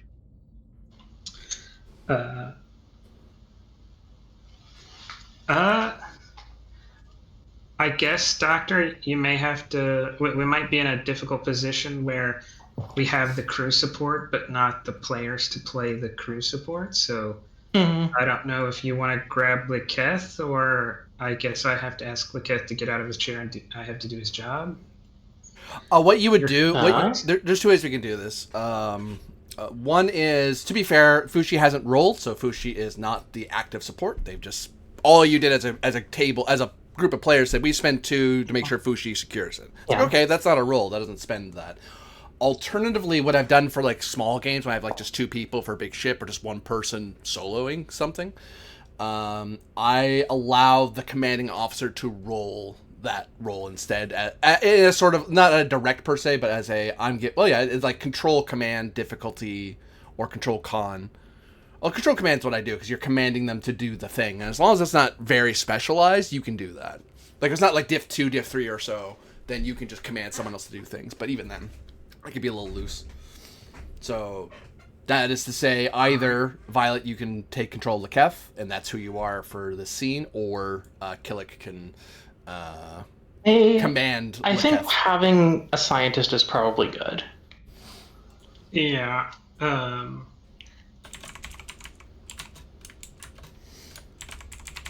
So it turns into a control command. You're instructing someone to do a very straightforward task. You're telling Liketh you want exactly this. Oh, okay.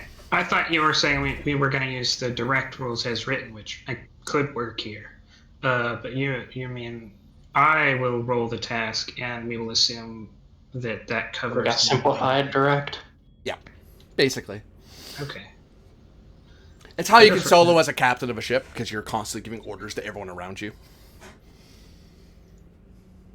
Very important with small groups and big ships. Focus and astronavigation. Yep.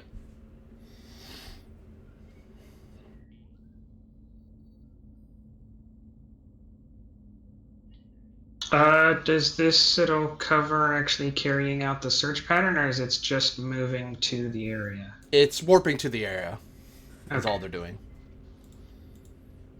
And there would be a 1 momentum cost across to... Well, actually, no, they should be on your side of the barrier, so there's no momentum cost across the barrier. They're supposed to be on your side. I mean, do you want to take that into account since we've already assumed a variant, so some of that variance may be on the other side of that? That's true. I think you guys covered that with your ship. I think there's something of your ship that makes that free. No, it's reduced by 1. The difficulty increase. If you use this not as a momentum spend, if you choose to impose it as a difficulty, because you have the choice. Oh, right, yeah. It's reduced by 1 to a minimum of 1. So it's not bad enough. Oh, my bad. So yeah, for us. you need at least 1 momentum to cross the barrier to account for needing to cross the barrier later. But you have 3 on the table, so as long as you don't spend all of it, you're good. And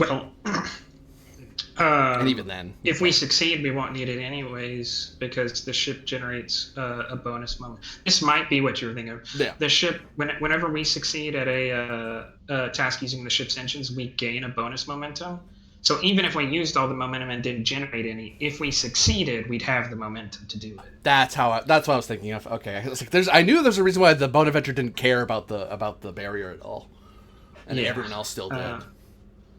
Because the original cost is like 5, I want to say 4 or 5 as an obstacle, but you guys reduced it to 1, which is trivial. In astronavigation terms, anyway.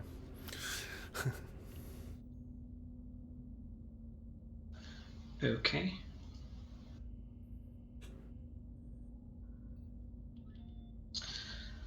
I will spend 3 momentum, 3 momentum I. Ba, ba, and ba, I'm gonna ba, use ba, ba. the Star Cross because one of my friends made me in danger, not because I have a command 5 and a focus. These things are not related. Is there a value have of not lying to the GM? Should I call on that 1 second? I'll give you a free one. Stop lying to the GM.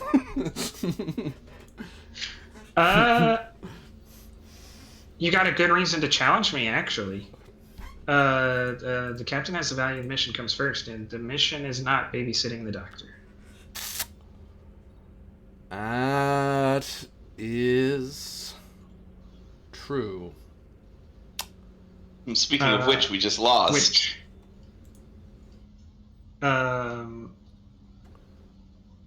mean, if you decide to accept that, I'm going to choose comply. Actually, I think I get to know. You get to know what the price is if it's a comply or a complication. If I remember correctly, I just have to look up the guidelines they give. I think value. Either comply or complication is my choice. Your choice is what the complication and how harsh the comply is. Yeah.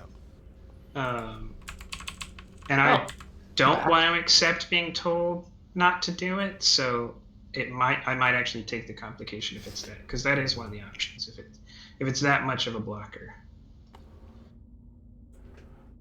It's supposed to be under. I'm pretty sure it's under operations, advanced operations. I got it. It's under.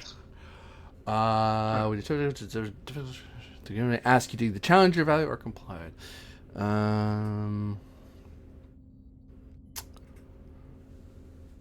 You choose to give into a value suffering a complication result. The complication may make your chosen course more difficult or may prevent you from attempting it.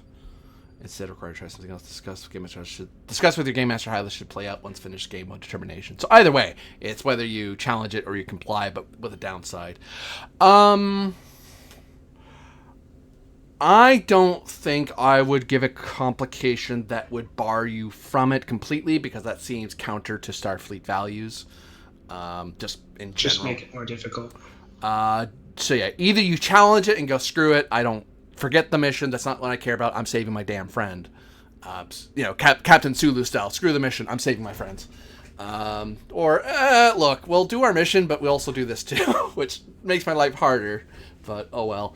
I'll introduce the complication will make this more difficult. So it's not diff 1, it'd be diff 2 if you comply. Yeah, I imagine that is. I'm supposed to be looking into this thing, so I have to avoid like civilian traffic or something, because that's part of my current orders, which makes Decca's plan more difficult to carry out. Yeah, that makes sense. Like you're taking an extra step because you're trying to make yourself as unapproachable as possible without telling anyone you're unapproachable. In that, I mean that is agreeing to comply. So. Yep. Gotcha. It's actually to prevent you. Ways not to run Star Trek Adventures or any Modiphius game for that matter. I really do like one of their philosophies with second edition does seem to be kind of the note that's right under that of during play you don't have to rely on the game master, because I do remember first edition and this basically worked the same way in first edition, but no one did it. Very rarely did anyone do anything other than straight challenge, because it was assumed that the GM had to be the one to make the suggestion, and they're just often doing too many things to keep track of your values. Yeah. So I do like that they called it out, hey, bring it up to the GM. They still get to decide, but they may not be aware of it at the moment. Yeah. It saves on GM paperwork, honestly, because there's especially if you have a full table of 6 people, that's a lot of values to keep track of. Unless you have Yeah. them as a posting note on your DM screen, or GM screen, I should say. Yeah, no, you're staring down a diff 2. Bam.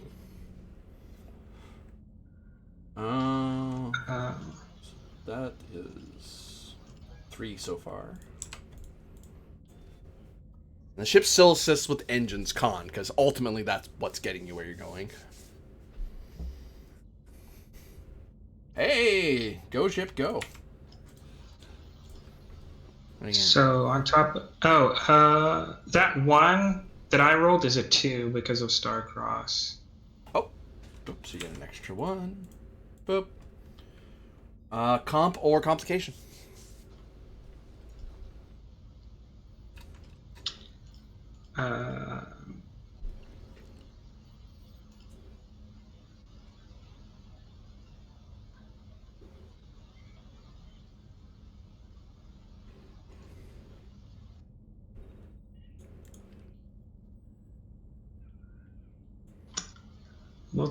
I'll give it to you as threat. Okay. I have been of a mind to be more judicious with threat than typically the table has been in the past, but 19 versus 21. Once you're to 19, it's kind of trivial at that point. You might as well just play a Klingon game. Just give in to the threat. We do get to do something else special, though. We get to keep our reserve power because we have a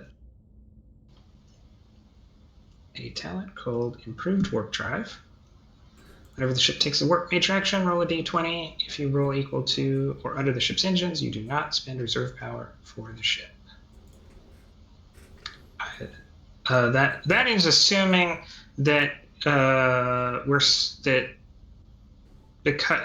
because you let me take the task that didn't invalidate this being considered a warp action. It is still considered a warp action, yeah. Sure. Okay. Yeah, you retain your warp, your reserve power, and within a very short amount of time, since you're you're a very big ship, you're already a very fast ship, and you were kind of slowly migrating your way in their direction anyway, so it's easier for them to intercept you in your subsector. So you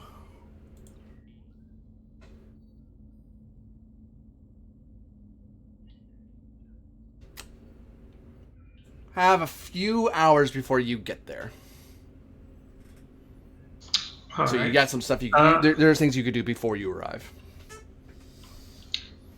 Because we still have reserve power and power resets on the start of a scene, Tom will say, Fushi, give me a sector-wide picture. I want to know anyone and anything near us or them. And to find them. I'll do my best, Captain.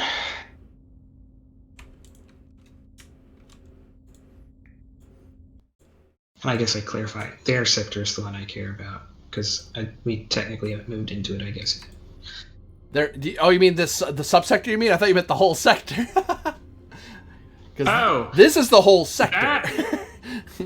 I mean, I assume you would just not give us that task, or we'd get a very watered down answer. We wouldn't it's not like I'm assuming you're not going to give us, div 6. If you hit it, I'll tell you literally everything that's in the sector.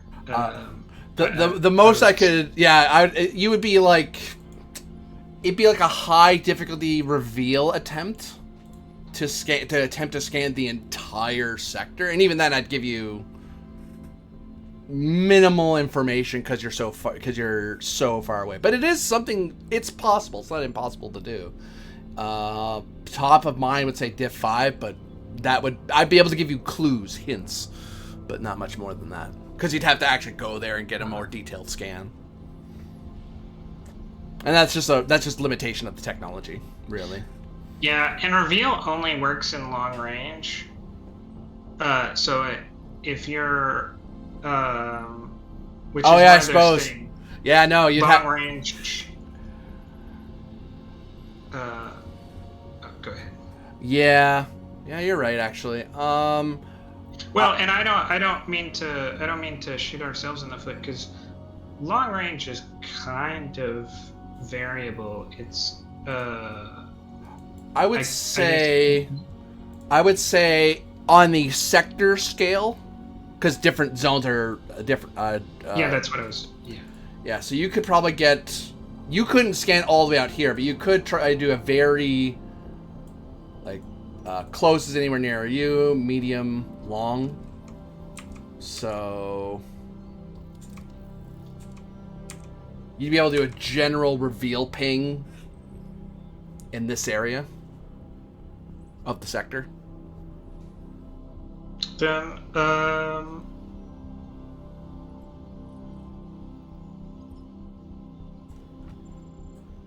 Kind of think of it, I would just treat it as a diff. I would probably up the diff to 4 because of the anomaly. That's the only thing I would say that would complicate things, because you're already, the limitation's already set in place by the scale of the task you're doing. So,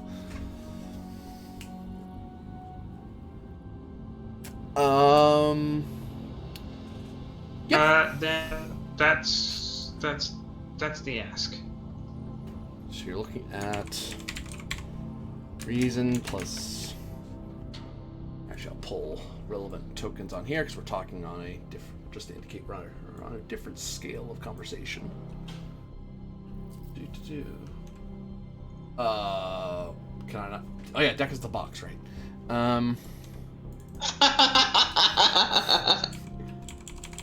They have a token. It's a box.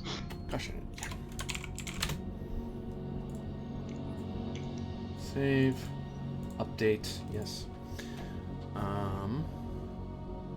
we'll zoom in a bit. You guys are really too big for this.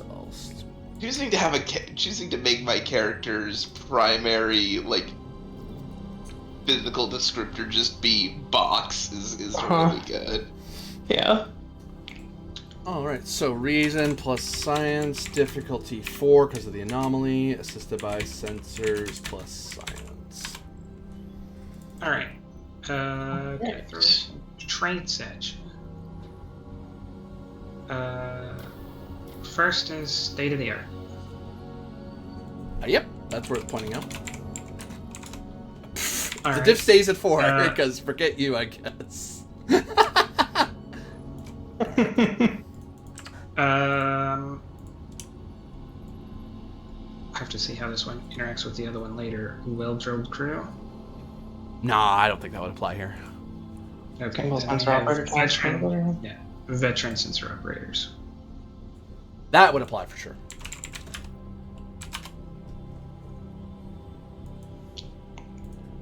Sensor operations focus from Fushi. Nah, I don't see how that applies. Fair enough. Yeah. But it does, yeah, totally. Spend 1 momentum for a third dive. You don't need to beg Starfleet Engineering for the latest sensor suites if you just go to Starfleet Academy and start stealing everyone who graduates, top of the science course. For sure, yeah. Okay, I take that back. I may have oversold how good junior sensor operators are. Well, we have to see how the ship does. Come on, ship, save the day. You want me to roll it or someone else? I got it. It's just take a second.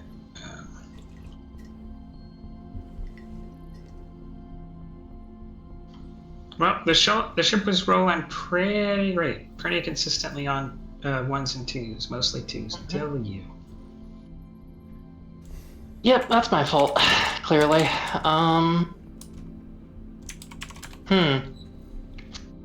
As a fail with a comp right now.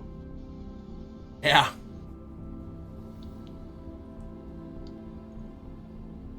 Does the fail stand? Probably shouldn't. How much do you like your doctor? Yeah.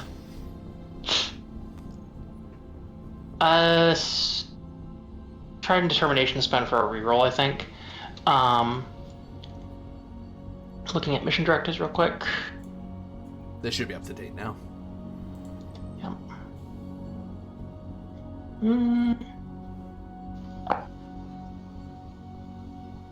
Alright, I don't see, I think, relevant. Well, no, this isn't exploration and mapping.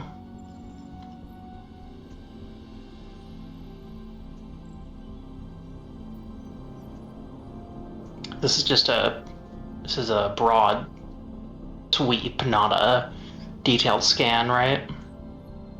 Yeah, you're just looking for anything that looks weird in this search area. Okay, well there is the exploration and mapping standing directive. I'm not convinced on it. Well, so... we already know part of the problem is a anomaly that we don't understand. So presumably this is going to help with that. Maybe. So I would take it under that, yeah, because part of the problem is that, yeah, and also these are a lot of these subsectors are unmapped. You've only really mapped this one. There are other there are other star systems, so they could be anywhere. There could be star systems actually, there's likely multiple star systems in each subsector. We're rolling 2 then. The ones that are marked are just the most relevant that the Commodore thought was worth noting. Generate 1 momentum. Boop-a-doop. All right. Do. Scroll. Grab. Yes.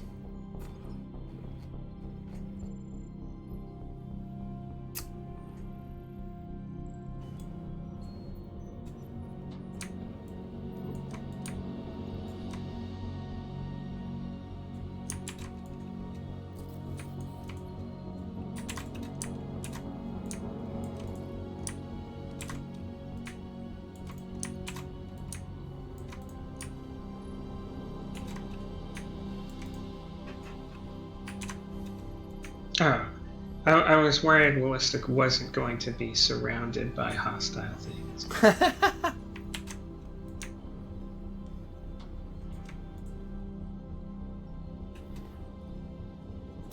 And I'm really hoping here, Doctor, we didn't just learn someone's about to attack Willistic, because we might have to say goodbye. Mm-hmm. I mean, you're high on the priority. You have so little faith in my ability to negotiate. You're not above Wife and the Commodore and a whole ass space station. You're not that high on the list. These are all things that are of notable energy variance that indicate something that could be a craft that is scale 1 or higher. You've kind of wiped out stuff that is irrelevant to you. You're not trying to look for a particular M class or L class or whatever. You're looking for starship of some kind, small craft or bigger. Which you don't have to roll for the Willistic because you know where it is, but your ping goes, yeah, the Willistic's still there. And there are various signals there, but that makes sense because there's always small craft coming and going. Some going this way because and some going that way. But those I'll hand wave as you know what those are. Those are obviously the logistics routes for the Willistic. Actually, most of them will be going this way. They'd avoid going through the anomaly if they can help it. But yeah, these are all the pings you get of something relevant in that subsector. With momentum, you can ask questions.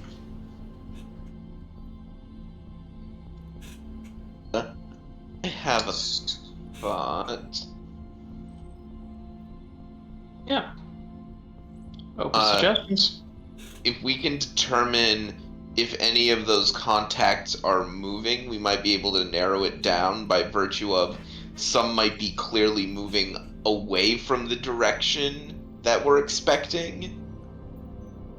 I mean, we still might be interested in them nonetheless. And actually, I'll note just for clarity's sake, The rendezvous point wasn't there. It is there. Oh, there. Like that's the nav point they should be at as of current timeline. Because that's nav point 3, and nav point 3 they're like we're almost in your subsector, and then nav point 4 is literally you should be able to see us. Yeah, so the only one that's near their course is this one. So we should start here.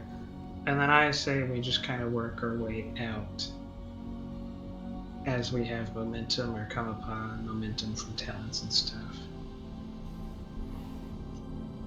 Well, my line of thought is maybe start... Yeah, I agree. Start with this one, then go down to this one, and then up here. Because with these three... Like, they're within spitting distance of, Wolstock. Yeah, no, I don't expect them to be at any of these. That was just, if we get that far, now we're just asking because we're interested rather than trying to find the doctor. Right. Yeah. So My guess is to go like this. Or like this.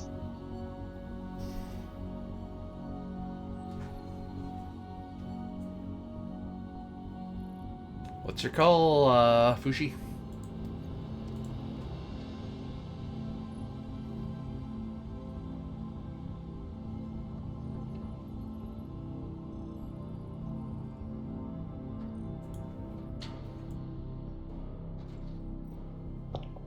Now that you're not being sneaky, you're boldly goaling. Yeah, Discord is being a bit weird there. I think I'm reconnected. What's the question? You have momentum you can spend. These are the pings your reveal got of Gotcha. relevant starships. But that's all you get. You just know if these are scale 1 or higher vessels that have some sort of energy signature that indicates they are scale 1 or higher in the starship scale. And the captain and lieutenant were talking about focusing the search area closer to the rendezvous point and working their way out from there. Well, that seems like best play. You're the one who gets to make the decision. Yeah.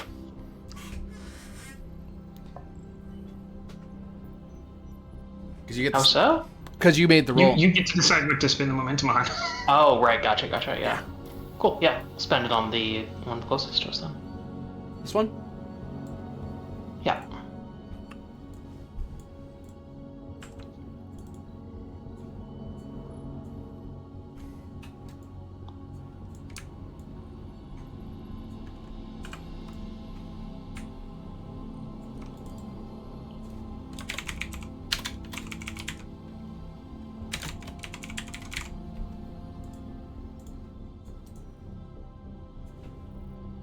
Do you have updated what that is?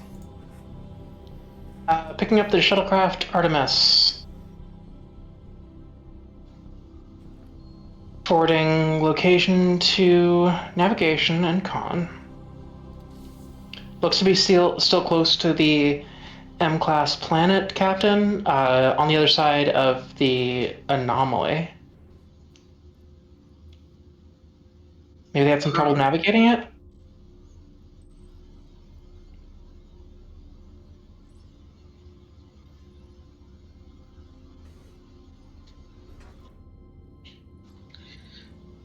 Implicit in the fact that you said we can detect things that are scale 1 because of their energy signatures.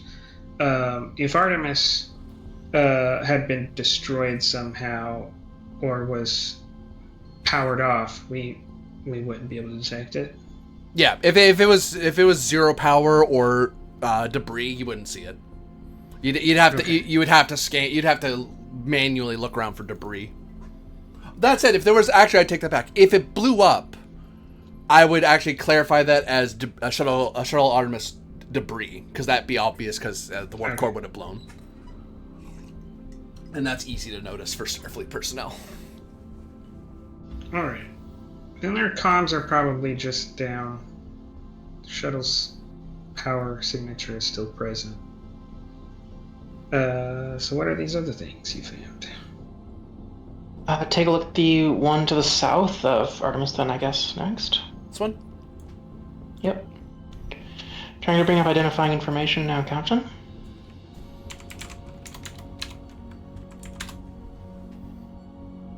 Also, presumably one of these is the Haida. You- No, you- we got the Haida. Oh, Oh, sorry, my character sheet was covering it. It's like, where did the Haida go? No, the Wilsuk and the Haida, you're updated by strategic operations. They let you know where everyone is.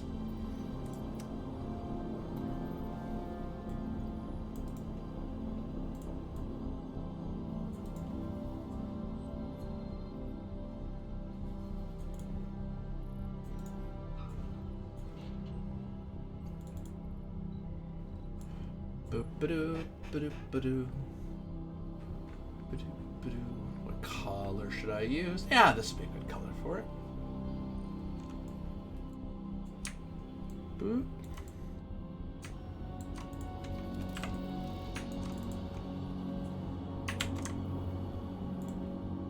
And a tool ship should pop over when you hover over it. Yeah.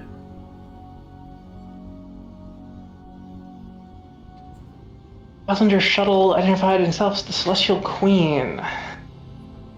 The last sentence is cut off. It just says it's equipped with 300 passenger seats and A. And your mom. No, 1 second. I figured it wasn't just the letter A. A defensive force. Hey, field. could we? So that's really good. Wow. It has pretty good shields. Trying to pull up that's ship in New Federation databases. For momentum, I can go into detail.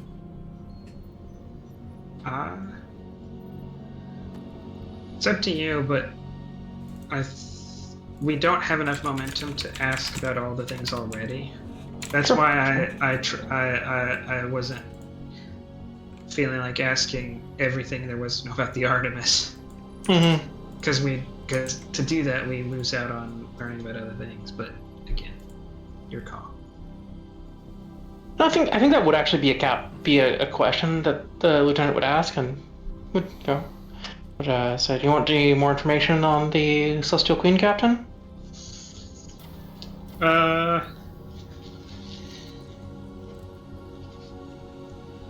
Unless we have reason to investigate, let's leave them to their own accord. Understood. Moving on to the next contact. I'll move on to the one to the west, the Celestial Queen. Oh, this one? Yep. Okay.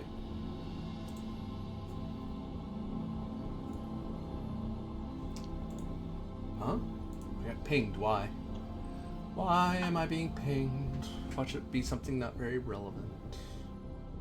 Oh, while you load, Oh, I'm gonna move on.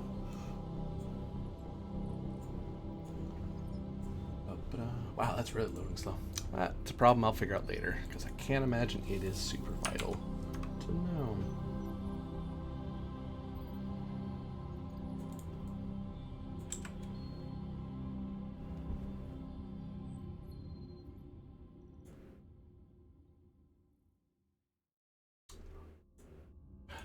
Ew. Actually, I know a better way to do this. I'm doing this the hard way.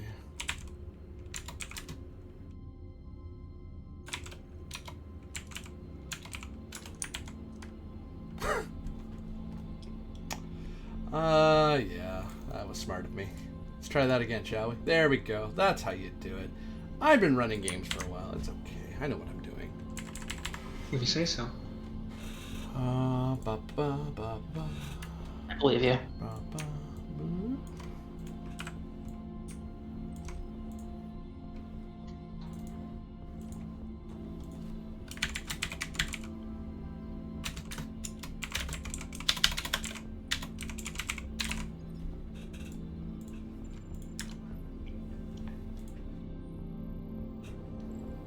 There, that way you get the full thing.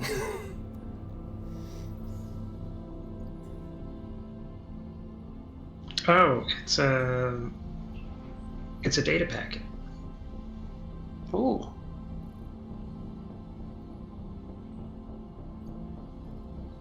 Should see it in the roll 20 there, Fushi. Looks like a courier spaceship. ID Wasp. Advanced sublight engines, equipped with several concealed cargo holds and a defensive laser cannon? Yeah.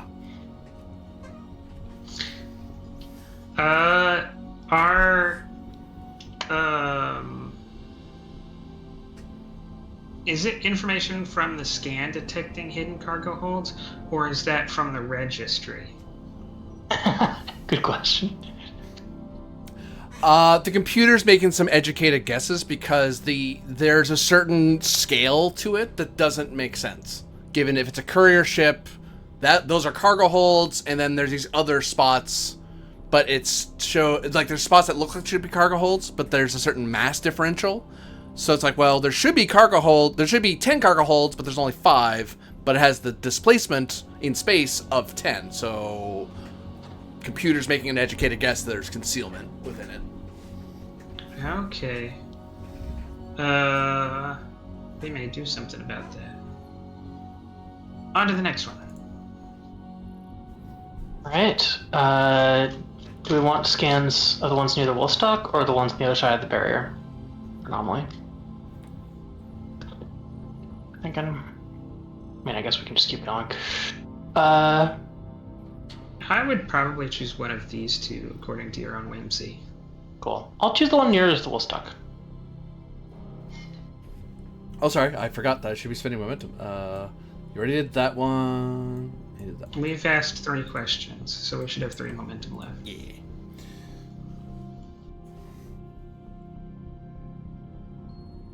We have 3 momentum left. Maybe we should do the 2 that are on the other side. Yeah, no, this still works though. So yeah. Scanning this one. Yeah. Oops, wrong color.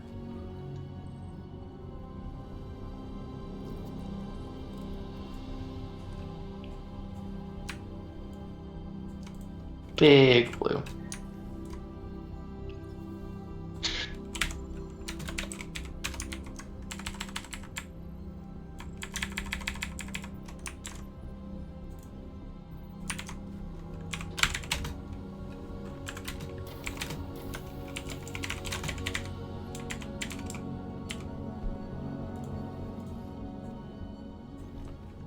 Token updated.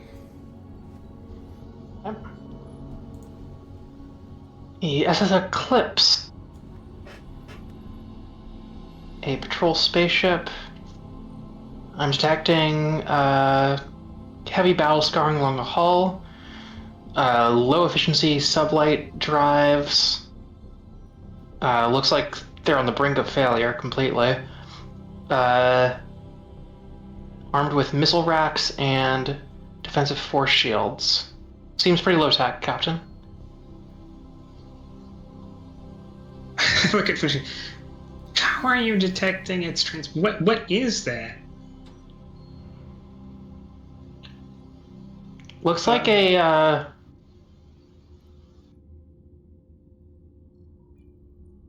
it's probably not pre-warp, but it could be. Low efficiency space patrol warship Okay.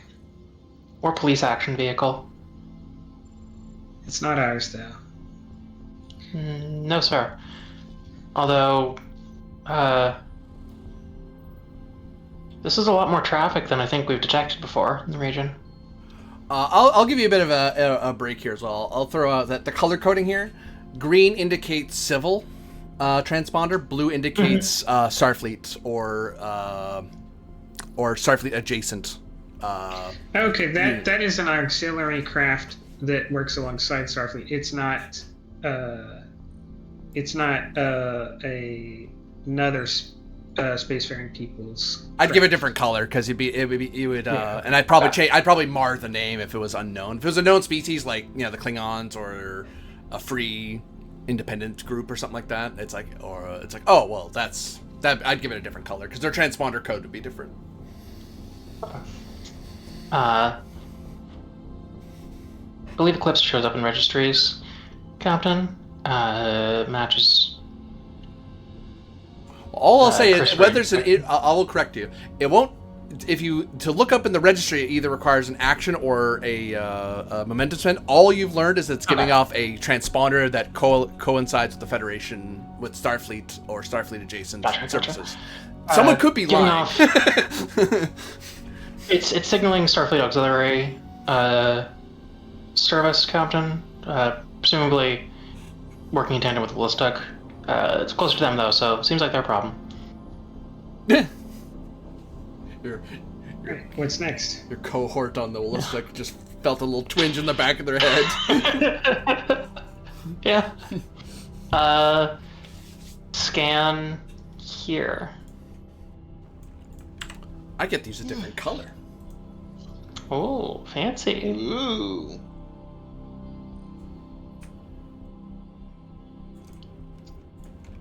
Red. I'm sure that's totally fine.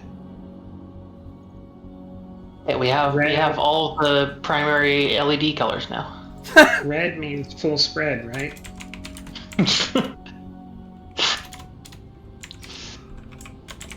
Exactly.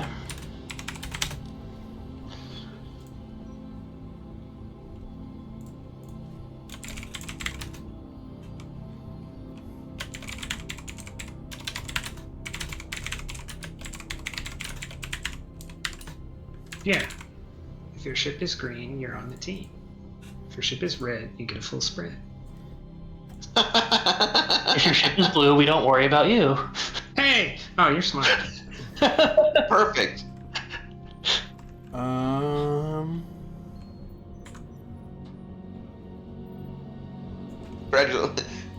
Congratulations, you cracked the code. Good work, everyone.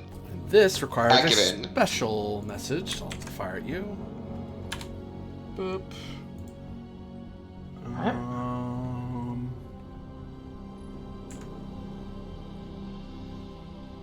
Boop.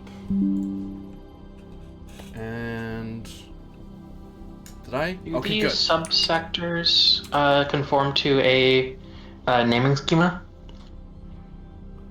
By any chance? They be numerical. Like the technical name for the entire sector is AL Alpha 295078, and everything is -01, -02, -03. Like this is that mission area 01, but that's mission area 01. Gotcha. Everything else is whatever you decide. As long as all three vessels of the expedition fleet know what you're talking about, then they go, okay, we're the ones mapping this area, so we get to decide what things are called unless some local group tells us otherwise. Mhm. I mean, is this what you mean? Like, this is 1, this is 2, so on and so forth? I presume it'd be the whole. Would be 6. And the next one would be, like, 11.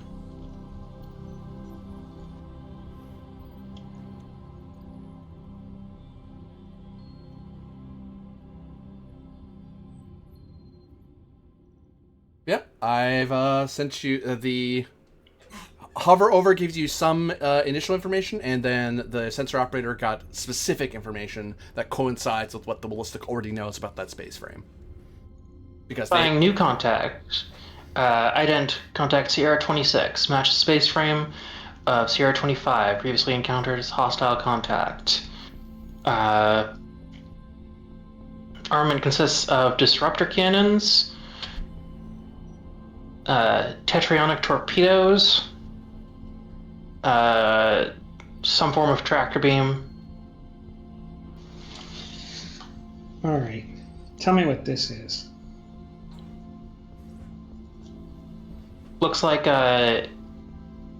Sierra 26 also has improved warp capability, reduced center silhouette, and some form of defensive shielding that I'm unfamiliar with. Looks like increased structural integrity of some form.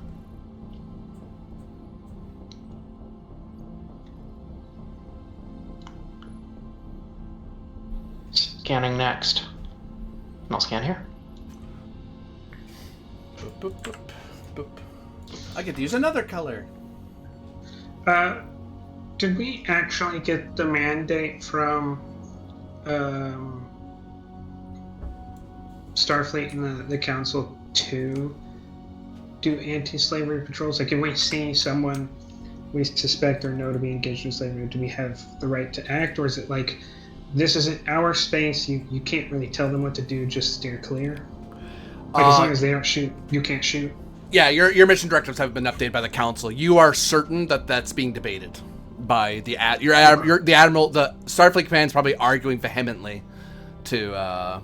But there is that, you actually hit it on the head. The legal quandary is that this isn't technically Starfleet space, so your jurisdiction is questionable. But if they attack you, then right of self-defense, or they attack a Federation ship, then you have every right to defend your ships.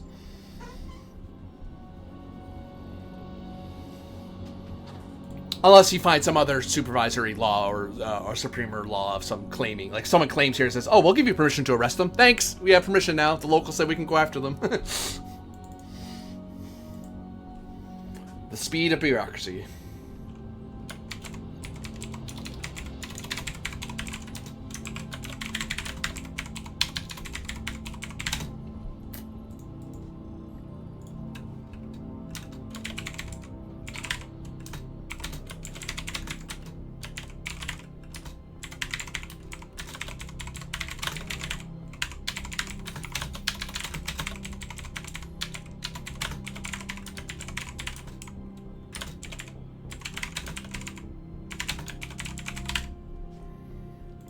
Boop. This has been updated. Whoops. Ah! Go back where you were. There.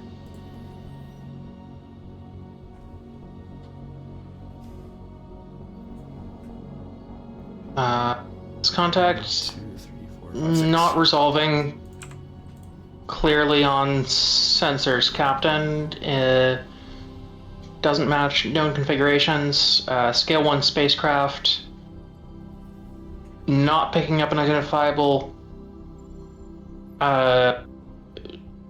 design or power source. Could be a sensor issue, though. Recalibrating.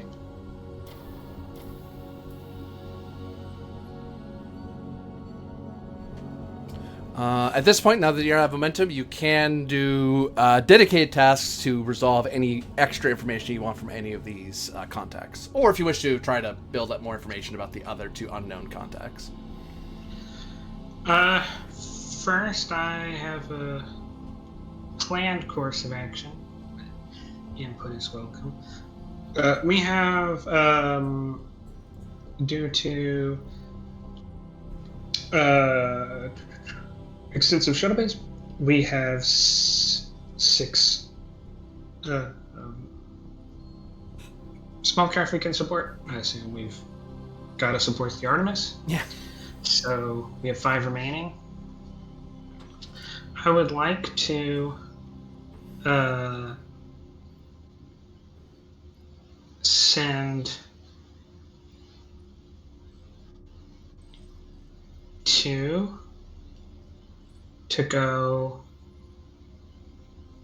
help the Eclipse if they need it, and 3 to go intercept the courier if possible, because we don't have time to go investigate those on our own.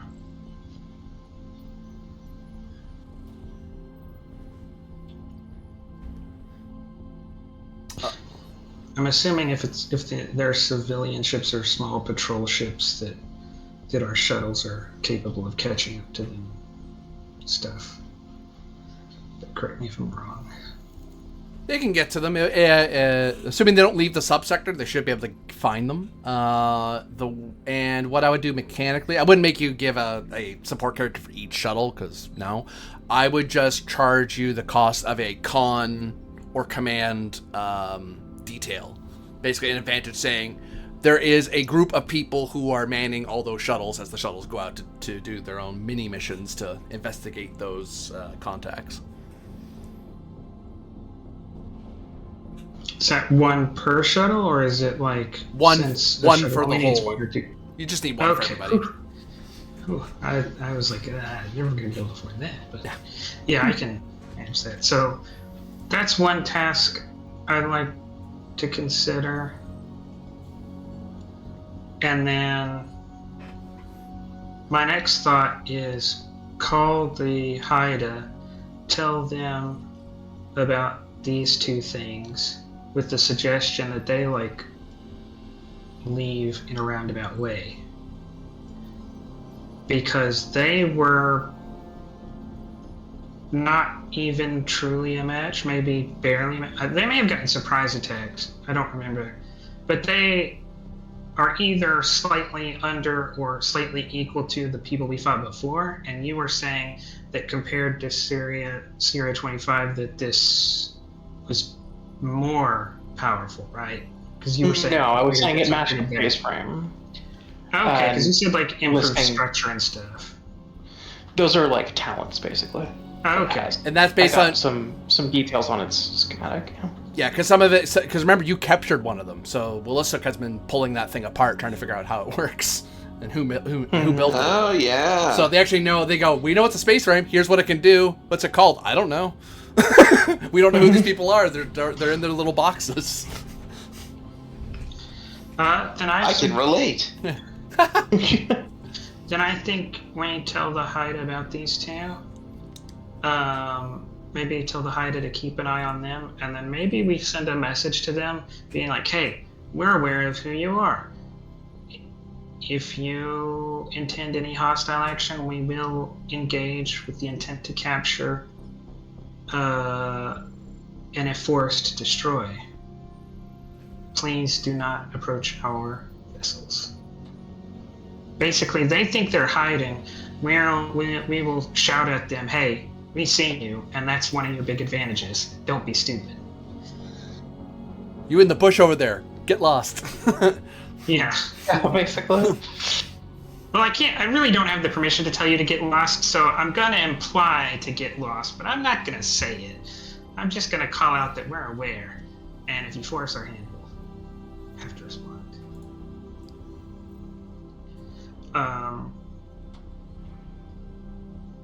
Do those courses, or any reason for Deku or Fushi to suggest alternatives?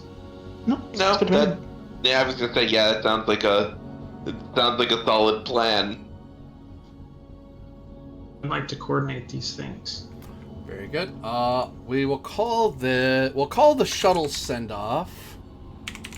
Control plus command difficulty 2. Assisted by comms command. And actually, if you hit this diff, you will have created the trait of the detail, basically. Okay. Can I get an assist from my nav officer, because we have two separate flight plans to... Yeah, I was exactly going to say, like,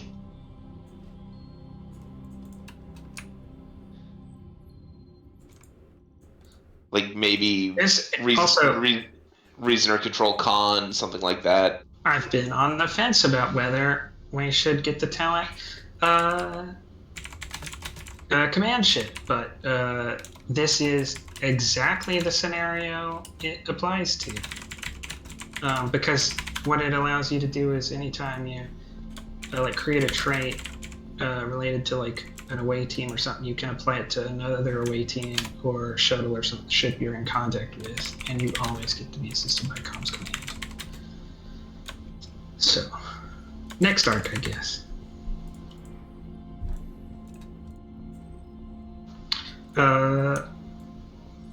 Let's see. The idea is to do this. And this, assuming you succeed. If it doesn't, we can fix it later, but it's on the board. Focus in strategy and tactics. Yep. love it when you agree before I can get the first word of my justification, because I'm not always convinced of my justifications. It's my way of keeping you from digging your way out of digging a hole deep. Like, hey, if I have a good idea. Yeah. Will you accept Reason Con as an assist? Check roll 20. Oh. I missed that. Not a con. Ugh. Oh, if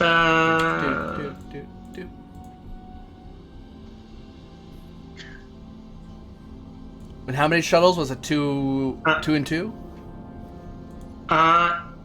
No, I don't think we know the scale of the courier. No. And I was hedging, because I don't think this is a threat. So it was 2 shuttles to go help them. But there's a possibility that this is scale 2 or 3, and in that case, I wanted 3 scale worth of shuttles. So that the shuttles weren't instantly overmatched. And actually, if I need to pay something for these guys to be armed, I will. If I need to pay for both sets to be armed, I'll consider that, depending on the cost. It would cost 2 1 threat per group, basically. Actually, no. You're sending them out as one launch. I would charge just 1 threat. Okay. Yeah, I was about to ask if it was working like you think escalation works, and that you generally only pay 1 if you're That too, actually. getting something. Yeah. That too. Okay.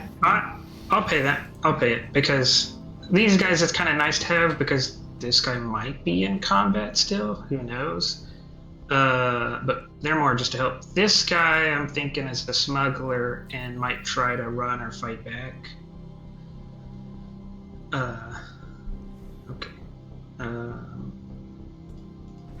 We got 3 momentum off of that.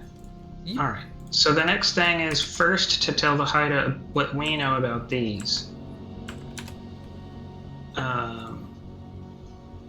And then the second one is to shout at these guys, "Hey, I see you." Okay, so you're gonna hail the Haida? Oh, actually, last thing, previous roll. Would you have considered that last task to involve sending, receiving, or intercepting subspace or standard communications? I wouldn't say so, no. Okay. I didn't know if this included, like, coordinating with them after they left, or it was all just getting the setup done. It's mostly the setup. It says, hey, here's the orders. Hey, head of flight, or the current head of flight, or you may even tell the XO, hey, walk down to the shuttle bay. Here's the orders. Give them the mission directives. Oh, okay. Never mind. Yep. Talent doesn't play. So what were you about to say, or what were you saying about this? Well, if you're calling the Haida, are you hailing the Haida? Oh, yeah. Bonaventure Haida. This is the USS Haida. We hear you, Bonaventure. You have a presumed hostile.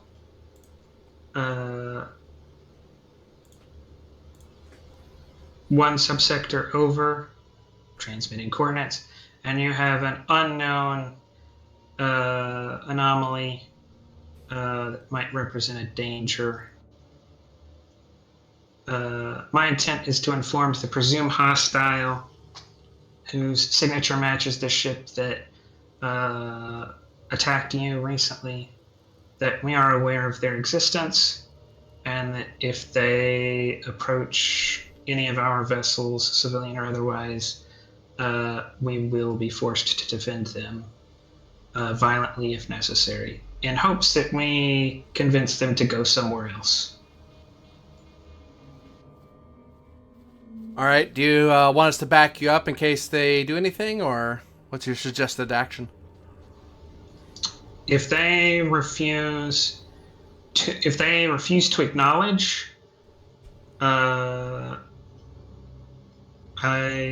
believe you should shadow them until you can get updates from the Commodore. If they respond hostile, then yes, we will attempt to engage. You're closer, so it's more likely that we'll be showing up to help you than the other way around. Right. But that doesn't mean you have to go in guns blazing. If they're gonna say if they say, we're about to attack your ships, watch out. Well, lucky for Jump you. in if they're about. Well, lucky for you, Bonaventure, we're already on a hunt and destroy is the wrong word, but hunt and investigate mission of the space frame. So, if you see it over there, we'll come about and probably start looking at them unless they rabbit out. All right, I have a shuttle that I'm presuming is having some comms trouble. Next to the M01. So I'm headed your direction anyways. Okay. But to preserve your opportunity to shadow them, I'll go ahead and send the message. That way you don't have to give away your location. Acknowledged.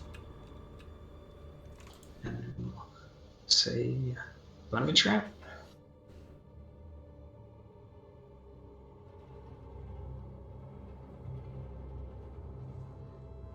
That's an Andorian captain. He can do combat. Yeah. Not that I'm making any aspersions about Andorians and their favorite pastimes. All right. Let's move. To call these guys. Okay. You're able to get an open channel, and you know that they have subspace radio, so unless they broke it, they should be able to hear you. I will say unidentified warship. This is the USS Bonaventure.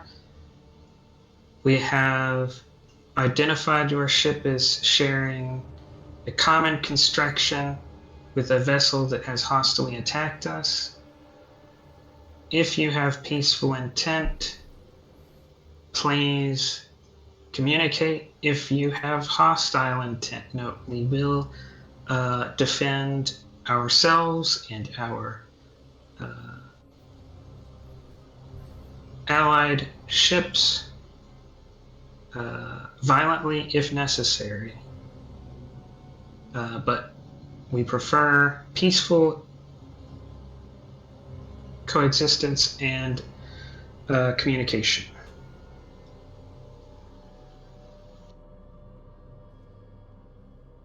Yeah, and that'll be the end.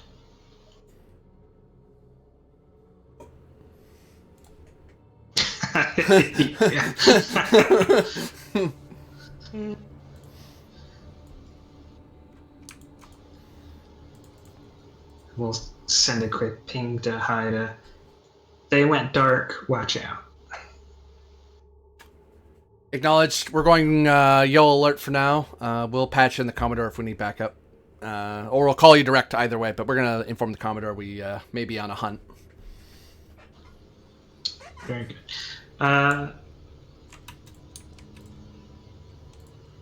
Then I'll say, Fushi, get me what you can on this thing. Hi, Captain. Investigating that thing.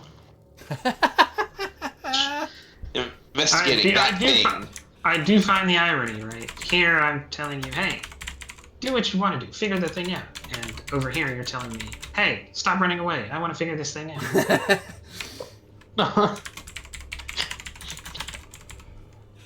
What are you trying to... actually, before I give you the task, what are you trying to figure out about the contact? It has a bunch of unknowns. Yeah. I'll try to figure out what its power source is first, I think.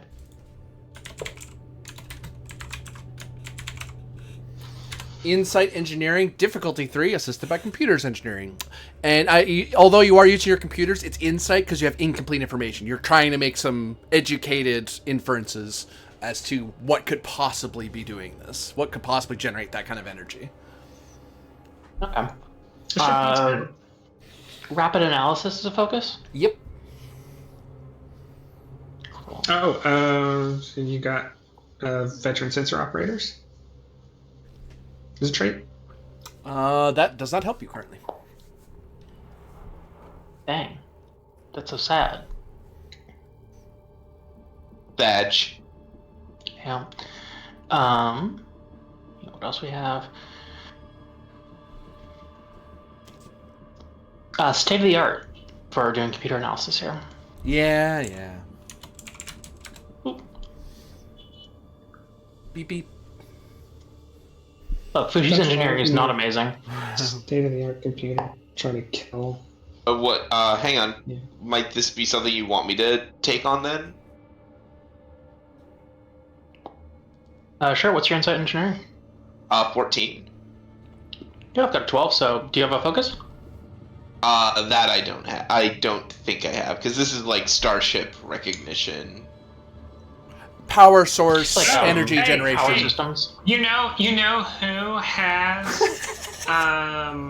who has an OK insight, an OK engineering, and the focus Starship recognition? Is it Captain? Yeah, The captain? I'm trying to delegate. It just turned out that I'm good at so many jobs. Yeah. No, I mean, fair. I'll go occupy. We've said tactical have some sensor abilities. Can I use the tactical station, or do I need to go to science? Yeah, you could like walk over to the science station and look over their shoulder and then nod, and you walk over to the tactical and start pulling stuff up. Yeah, that's the classic Starfleet captain thing. Like, I walk over to the station and like help the person at the station work through a problem. Yeah. All right. Insight engineering. Focusing. I don't know if we actually verified. Does Starship recognition work? No, you're looking for something like power generation. Given the question being asked, you're looking for like power generation or something. Oh. Oh. Well, can I change the question that's being asked since I'm the one looking at it? I don't know, Cap. I don't know if you have that authority. You could, yeah. It changes the role. It changes what it depends what you're asking me. It says unknown space frame, so let's clarify the space frame. Okay, so identifying a space frame is Insight Con difficulty 3, assisted by computers plus con.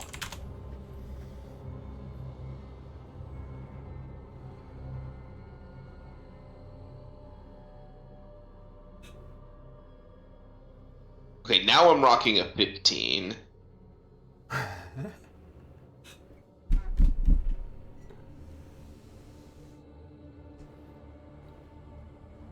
And while I will say, while I don't have a focus, I do have cautious.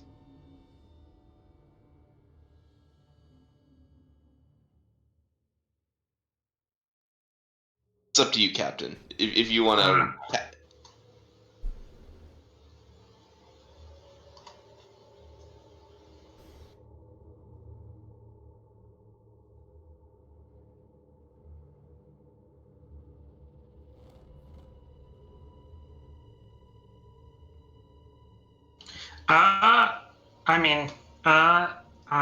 I was gonna look something up because I wanted to see if what it said and if you'd accept this. Page 91. Page 91. I think the text on Insight Engineering applies more here than Insight Con, because Insight Con is called out as judging the nature or intent of another vessel by the way it's moving, or determining the source of a problem with a familiar vessel. Whereas, You could make that argument, yep. Well, no, that's Insight Con. That's the one I don't want to make. No, I mean, okay. yeah. You've read. Okay. Yeah. I was like, no, don't listen too hard. That's not what I wanted. Put it another way, I would accept Insight, Con, or Engineering, because I when I think of Con, I think of it as identifying space frames, but Engineering could especially with the unknown tech, that makes sense. It's like, well... Which means, given the logic from before, diff 3 down to diff 2. Okay. So now you're talking about trying to identify an unknown space frame's power system. Well, you're trying to understand not its power system, but its space frame based on the data you have, so you can make some educated guesses what kind of space frame it is, if it is a space frame. Because again, it could be a sensor glitch. It's like, well, it's not. It's like it can't be a space frame. What? It doesn't make. There's no engineering sense it makes. It has to be something else. Spend 3 momentum. It's like, what kind of starship has detached nacelles? That's just dumb. What are you holding it with? Force fields and hope? Like, Well, Starship's a collection of energy fields. Pretty sure most engineers do hold together starships with mostly just hope. Yeah. plus ship as well. You generate a couple momentum there at least.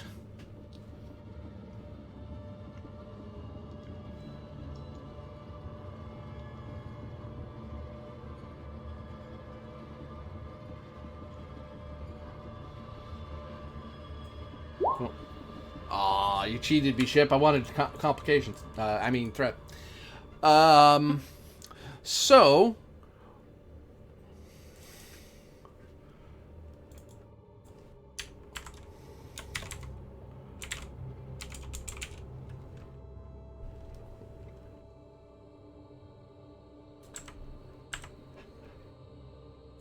You've determined that this is indeed a Scale 1 anomalous space frame, in that there's nothing about the frame that indicates like a propulsion system per se. It seems to be it bursts with speed, and then it slows down, and then bursts with speed and slows down. Once you start breaking the faster than light barrier, you just kind of go. And space being what it is, and what most warp science understands, that you go to subspace to do that normally, and once you're in there, you just have to keep your bubble on until you want to stop, more or less.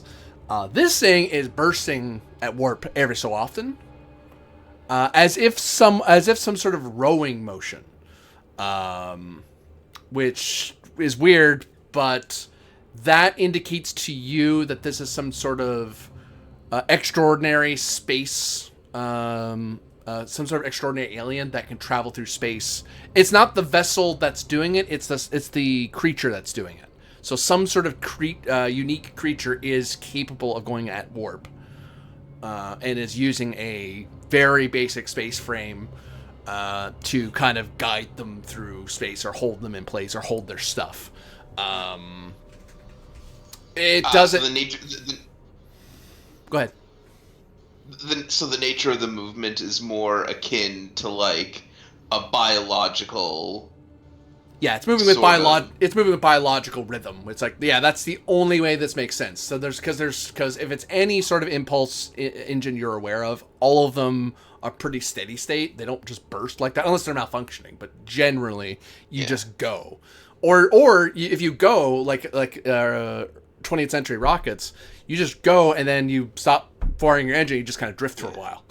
That's like you could have a thing that you could have a ship that works this way. But the much simpler explanation is it's something biological. Yeah. Cool. All right. One more. Does it match any known phenomena? Have we detected a space whale like this before? For momentum, I can go into that. Yep. Cosmozoan.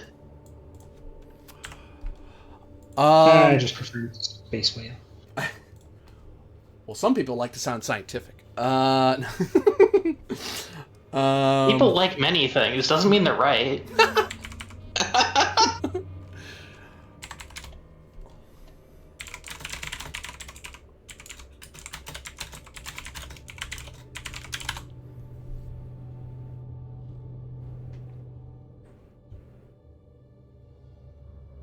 The officers down in Cetacean Ops find the term space whale offensive.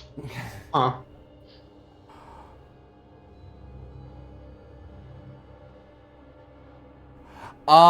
This coincides with the energy readings from the contact that the Enterprise encountered, known as Trelane. Similar energy out type.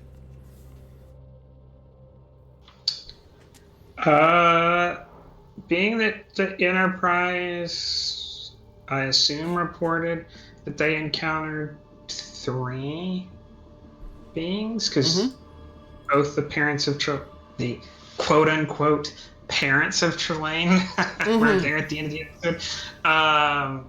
The so-called Squire of Gothos. Does this indicate any sort of signatures, harmonies, magnitudes that would associate it more with what we assume to be a juvenile in Trelane versus a mature being in the form of the other 2 that, kind of arrested the activity of Trelane? For a momentum, I can clarify. Sure. Yep, this seems to be on the same scale as the mature adult versions.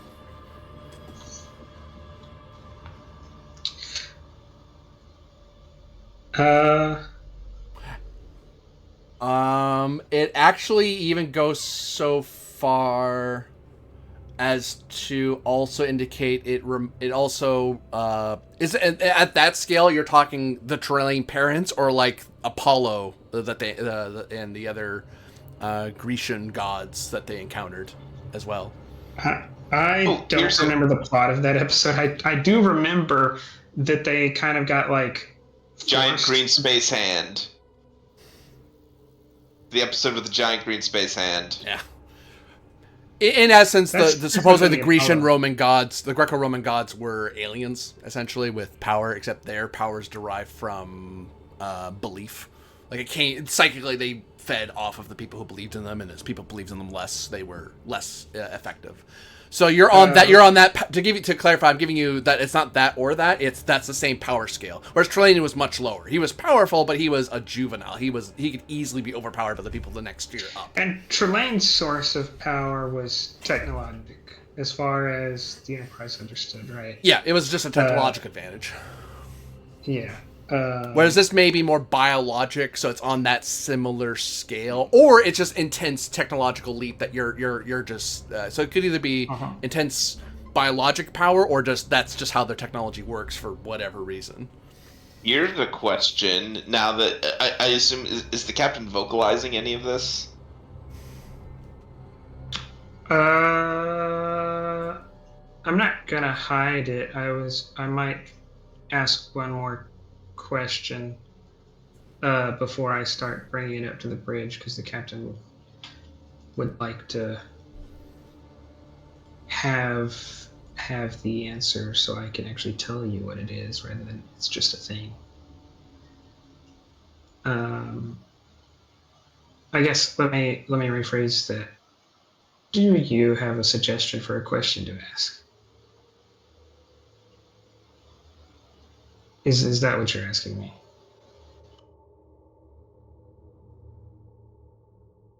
I have a suspicion, but I'm not going to voice it until the captain brings it up.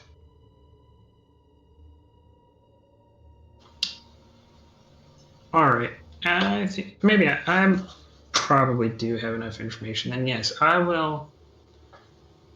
The captain will voice it. We'll say, I think we have a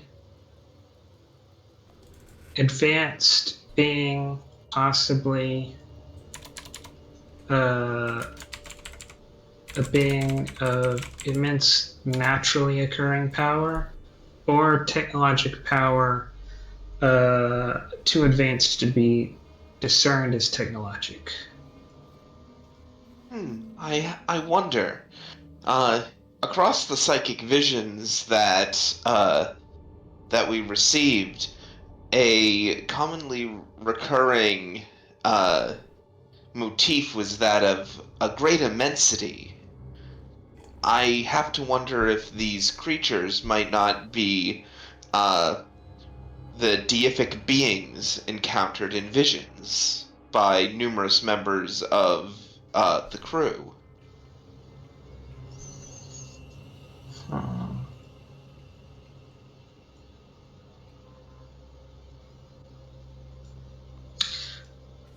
The captain will turn around and say, Lieutenant Decker, can you list for me the primary responsibilities of an officer making first contact? As the captain has a plan of action in mind, but wants to quiz Deck a little to make sure Deck is up for the challenge. Sure.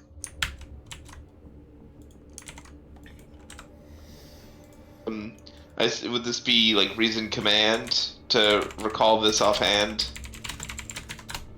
Reason command diff 1. It's the sort of thing they drill into you at the academy. I'll spend 1 momentum for a 3rd die. This is an okay stat for me. It's a 13, but I could easily biff this. I generate the momentum back.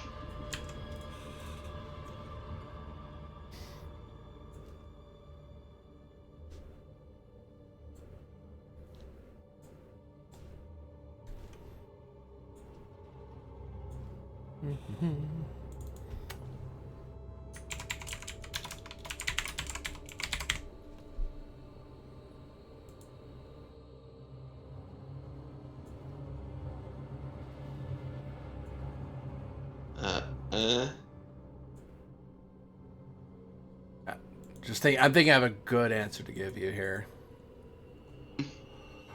So I didn't even know that a role was going to be offered. If the captain would be satisfied with that Deca is able to, highlight the most important, subsections and provide a little commentary on, that this is what the rule book says, and but in the case of USS Grissom, this was experienced, and so command has kind of added the interpretation X, Y, and Z. Just a demonstration that Deca not only can repeat it, but can offer intelligent thought about first contact and the prime directive.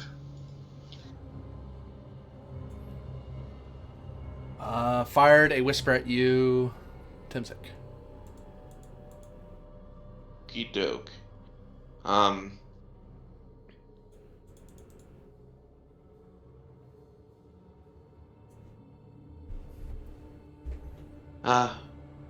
Well, of course, there are the basics of Directive 010, which puts forth the protocol that before engaging a species in battle with hostile reaction, a Starfleet personnel must first attempt to make first contact, an attempt to find non-violent solutions. So to bloom from that, everything you're supposed to always be doing peaceful actions first. You never open with hostilities. You must try every non-violent solution possible, even if it's strategically or tactically better to attack first. You're not supposed to preempt a species like that in combat.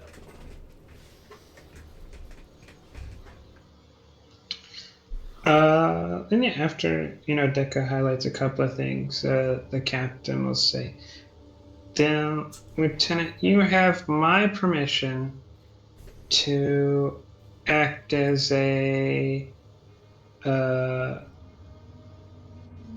translator between myself and this entity."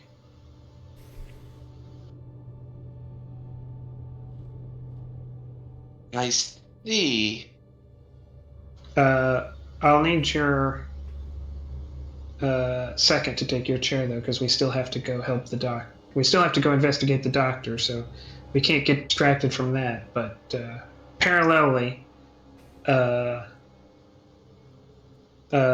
if you want to take the conference room in an attempt to establish communication and notify me, I'll join you once you've done so.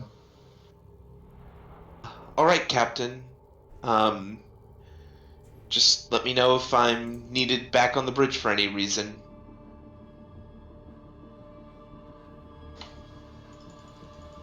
And I will let me know if I'm required on the bridge for any reason, and I will reassume primary duties. But until then, I will be in the conference room attempting to, I suppose, psionically reach out into the void.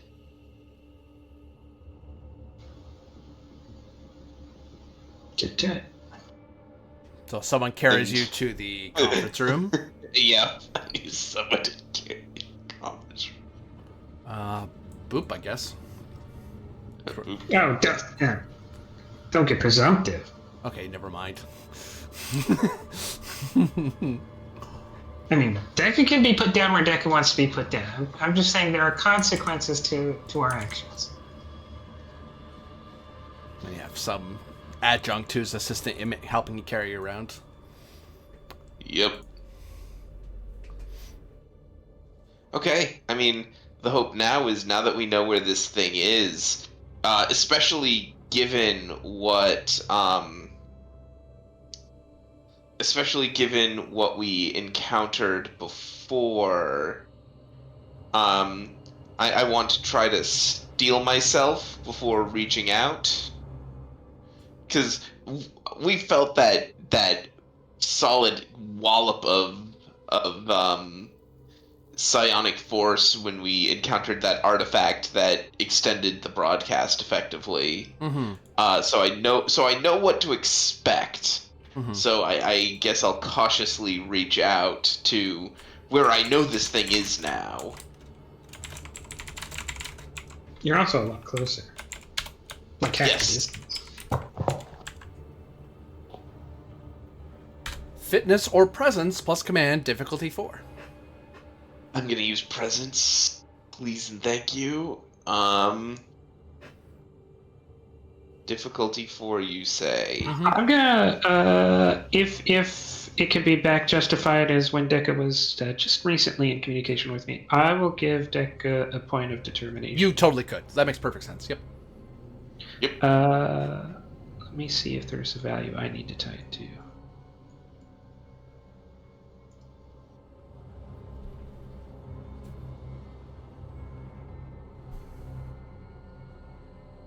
Sensors can't tell you everything?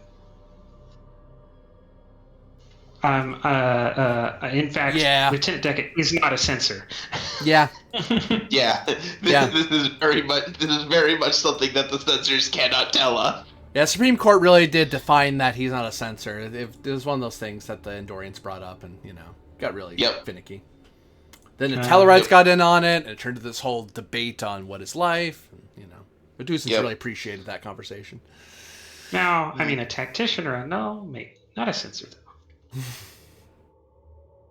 But they fit in box. It's like, yes, lots of things can fit in a box if you try hard enough. You can fit in a box too, was a popular argument from the Tellarites. Yeah. Yes. Yeah. Here, let me show you. Get your hands off me. Here. So, to that end, first things first, I will spend a determination on either the value wonders abound beyond the next star, or be not afraid. Be not afraid. Yep. Because you're reaching out to an unknown psychic presence. The last time you touched by accident, it hurt. And you're purposely looking into the sun and saying, "Don't worry, if I squint hard enough, I won't go blind." Yep. Oh, that's so funny. Not a great comparison for a Medusan, but you get what I mean. They literally can look at the sun and be fine. Like, I'm an energy ball. What do I care? I don't have eyes. Well, also, in theory, you're the one who's not supposed to be looking on me. Yeah. So, So I'll spend that to get a die that rolls 1. I will spend 1 momentum, 2 threat, so that I'm rolling 3 dice. And I still have a determination in my back pocket for reroll if necessary, because this seems importante. Importante. That hits. That does the trick. And I'm not gonna. Oh, you know what? I will. No, you know what? I'm not gonna risk my untapped potential here, because I don't think there's much I could do with just. I could ask a question. That's not true. I'll risk it. You get another threat. Why do I keep doing this? Why did you guys let me talk myself into doing that? With this contact, the scene is about to end. So I'm about to cut to a new scene. So Cool. I'm good. Leave it to the captain. I don't have anything else. No. Boop. I mean, with the understanding that this was a side effort that I didn't want the ship sitting in space. We should still be making progress towards the Doctor. Yeah. Ah, shoot. Boop. Boop. Boop. Boop.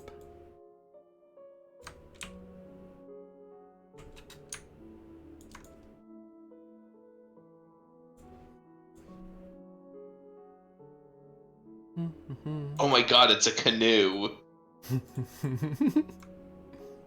Sure is.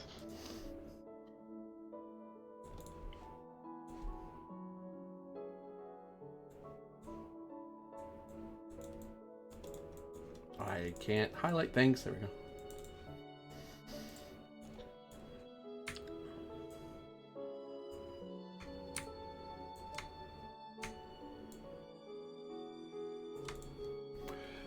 So, Doctor, you 3 got bundled up by some strange humanoid with overwhelming strength and ability, and I imagine some resistance was made, but it was frankly token, and probably was quickly shouted down by the Doctor to de-escalate. Yeah. I've twice been preempted in attempting to talk. And here's this humanoid who is rowing you through space. You can see the stars around you in your EVA suits whirring by you.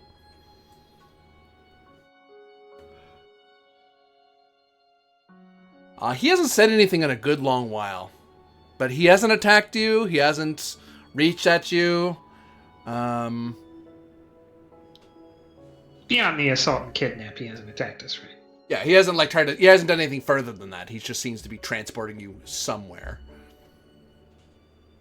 At apparently warp speeds, which how he's physically doing that is not entirely clear, because you seem to be in a long boat with oars, and as he rows, you see the oars bloom with bright blue energy, like how in the cells do when they're pulsing warp, and poof, you zip again. So you notice the stars will zip. But he's moving at a pretty good pace, so he's never really if anything, you're probably fluctuating in warp speed. You're not going constantly 9 or constantly 7. You're like 9, like 99, 95, 91, 99, 95, 91. Like you're fluctuating somewhere in there, sort of thing.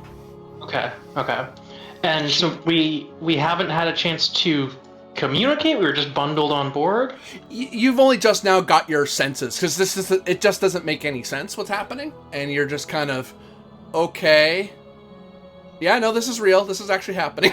Okay, so right, I should do something. Is what occurs to you. Yeah, the chief will, mutter, last time it was a giant purple foot that kicked us out of this gas giant. Now it's Now it's a boat rowing us. It's always some weird thing. The doctor will say,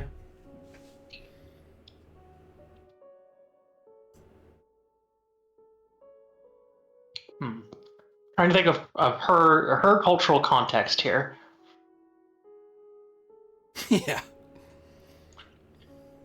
Yeah. She is longboat. Yeah, okay. It is going to be that. I had to figure out, because I was thinking about this over the course of last week, whether she would make this assumption or not. And it might be the incorrect one, but it's close at least.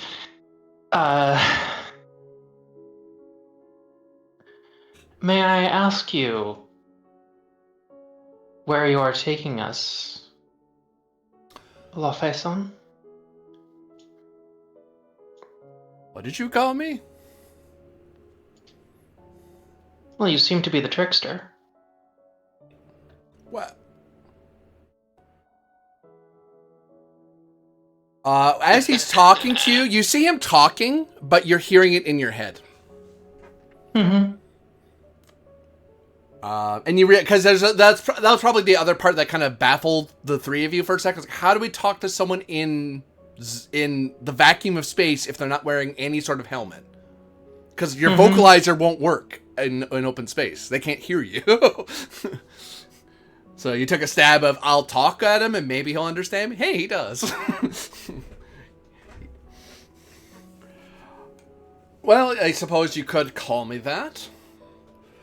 As for where I'm taking you somewhere where I can ask you questions and you will stop running away from me.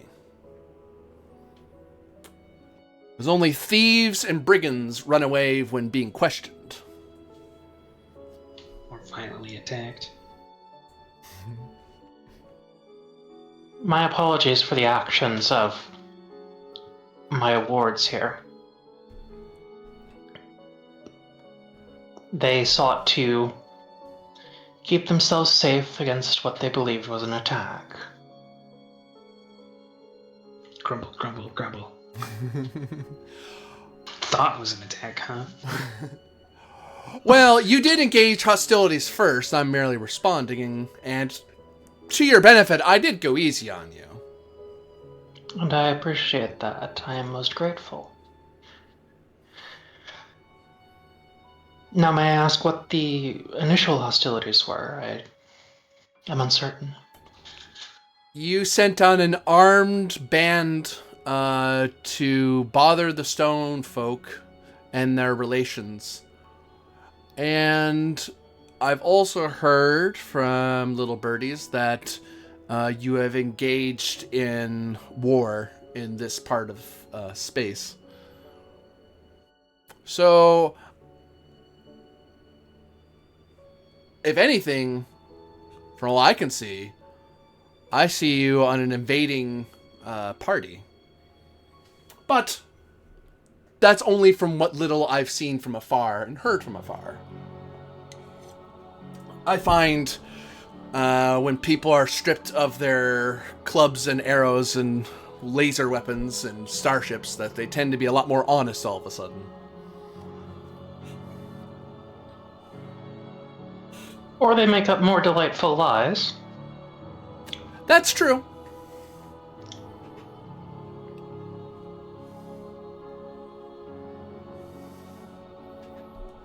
But I will do my best to be as honest as I can with you.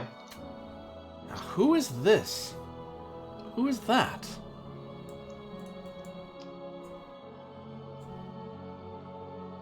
You're a strange mind reaching out to me. And you feel as if the sun has turned and is beaming at you, Dekka. Yep. Or actually, the equivalent for you as a Medusan, it feels like the hive all at once is looking straight on at you. Yep. Oh, that is... hello? You are the Medusan Dekka? Yes, that is accurate. Who would you be? I am Liar. Guardian Well- of the people and the rivers of the Creator. You better I explain see. your presence in my mind very quickly before I get cross with you.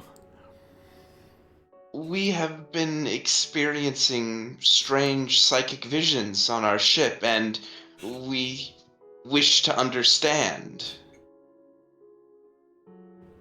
So you're their spy, their envoy of intelligence. I wouldn't say They are envoy- our navigator. You sense Alethea, and it's a moment of you didn't reach out to her. He's letting you be able to hear them with a casualness of psychic ability. Yes. To him, Yes. there's no check to make this connection. Yes. I am a navigator, an ability that comes quite naturally to us Medusans. But, in my greater psychic capacity among, the corporeals of our crew, I was indeed given the task to be an envoy of sorts. Presence command difficulty 4 as you're explaining to him what you are. Because he asks a bunch of extra other questions to try to, and you're like, oh, you don't have a concept of what. Okay, I have to very quickly explain to you what this is before he gets impatient. Yep. Because you can tell he does not like that you've reached out to him like this. And he's kind of irritated. Yeah. Can I assist? You certainly can, yeah. Well, take 3 more threat. I'm going to spend my other determination to the value be not afraid.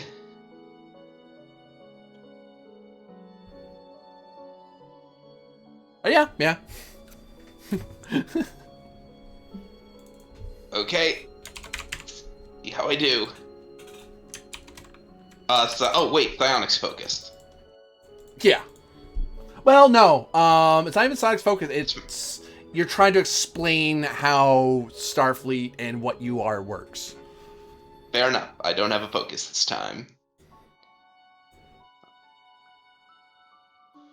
Okay. All right. I did succeed. You also still have your own determination, right? No, I just spent it to get to the difficulty 4. I had to spend it. I spent it on the first one to reach out, and now I'm spending it again to hit the second difficulty 4. I was going to ask for either data analysis or insight as potential focuses Insight. here. Insight. Cool. You're really trying to help Dekka guess what the hell Liar seems to be concerned about. Okay. Can I argue for a reason command instead of presence command here? You could, yeah. For your assist, you totally could.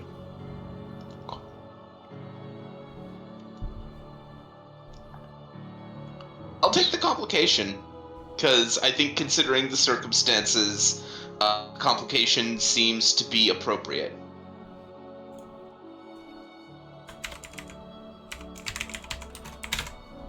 Irritated 1. Yeah, I figured that it would be something like Even that. even after explaining, it's like, I'm still irritated you reached out to me like this. But okay, I'll listen to you. So okay, you said this. Got a momentum. Yeah. Okay, so you are part of... You're a pilot of your starship, or a navigator, both. But you've been tasked to reach out to me as a rather unusual but peaceful envoy. If a bit... Yes. My commander does not have the ability to directly reach out to you, so I have been tasked to do so. Do I not have your commander? No, You I'm a have- healer. But they call you commander. You call yourself commander. Aren't you a commander of people? As well as a healer? I am. The lieutenant refers to the captain of the ship. that we both serve on. Captain. Okay. All right. That's so fine. Right. What is it you want, Envoy? Simply that my captain wishes to speak with you, so that we all may better understand who you are and what your nature is. Have After your all, captain stand near you or touch you. I suppose he can't touch you. Touch your container, and I will reach out to him that way. Unless you wish to play translator. Which I suppose you're an envoy, so that makes sense. I will ask the captain which he would prefer. I believe he would likely wish to speak directly to you, though, given the opportunity. I will have to ask him, though. You're wrong, because Killick doesn't like scions forcing their way into his mind. Yep. And does not want to give someone who he's never met before the ability to just straight out cripple the command and control of this vessel. Cool. Very good. So, I mean, the captain will be in the room, but when Dekka's explained what the ask is, I'll be like standing on the other side of the room. So it's very clear that he has to be the go-between. Ooh, I feel like it would be cool for the framing of this. If this was actually in the show, it's the captain on one end of the table, Dekka's box on the other. Mm-hmm. Like the captain may go, hey, Ensign, could you, move Dekka over there? Yeah. It's not beneath me to move Dekka 3 seats. Mm-hmm. Yeah, but if you touch him, you might be connected to him, so. Oh, you're right. Don't, put on the don't touch me gloves. Yep. So yeah, in essence, Dekka, you can relay to Tom, but I will note that, Tom, if you say something unless Dekka repeats it, Liar's not going to hear you. So Liar kind of waits for a while, and from your position, he's just rowing. Like this. The most he got was he slowed down a tiny bit, but he's like, "Who's talking to me? Who are you? Oh, there you are," and then continued rowing. Uh-huh. All right. In which case, I will translate for the captain. The captain will say, "I am Captain Killick of the USS Bonaventure, one of 3 such officers in command of large groups of people currently in this area. We all are under the command of one officer, a Commodore, who is higher than me, and who I would like to enable you to speak with."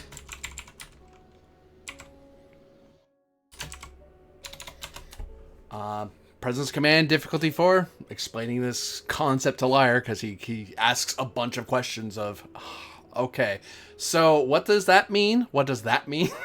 Oh, it's like that, but what is it like this? You're constantly trying to, and actually I'll give to Althea, because you got the insight from before. He has a very strong aversion and wariness to authoritarian style or hierarchical style organizations. You sound like a military, and you're trying your best to explain to him that's not how it works. You sound like a military. Well, yes, but no. Yeah. All right, trade a fair dealer. Doesn't benefit because he can't see your mind, and he doesn't know you by reputation. Have the stone people not had a chance to talk to him yet?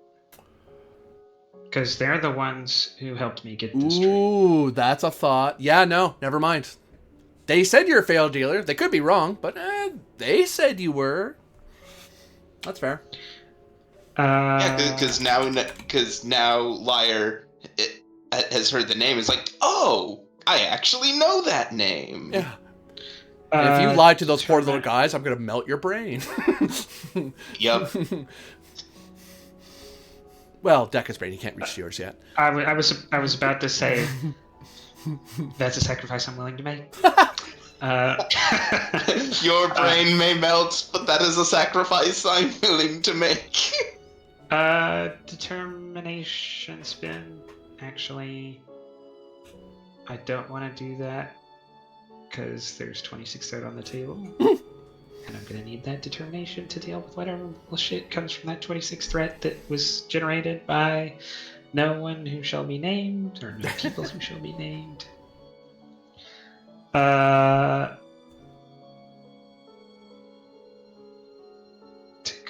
I'll spin a momentum. Focus in either Starfleet protocol or negotiation. Starfleet protocol. This isn't the first time Starfleet's run into a species that doesn't really understand how Starfleet works. So it's like, here's how you explain it.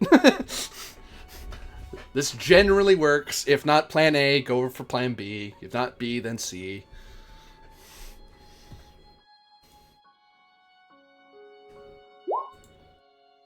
Wow. Hey. Wow.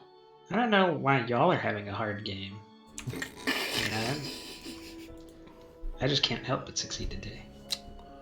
There's nothing. Wow. Don't say that. Not a single thing right now could go wrong. Yeah, Don't say that. perfect. The Game Master has 26th threat. Shut up. Well, with these rolls, look on my work, see mighty and despair.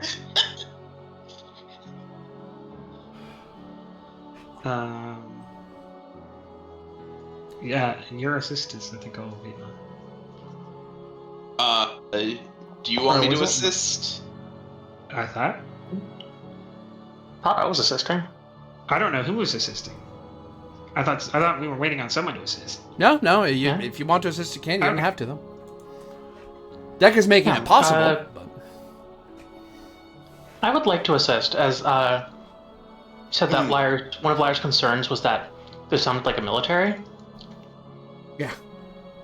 You have Master Chief, security officers, laser guns. I thought so too, for several centuries. I have not joined a military in my life. That to you I do swear. Roll your assist if you like. That's Yeah. really good. It's a good thing he's asking you this, not me. Yeah. Yeah, totally. Military is one of our responsibilities. Yeah. It's not our primary one. Like, we're a peacekeeping force. Sure.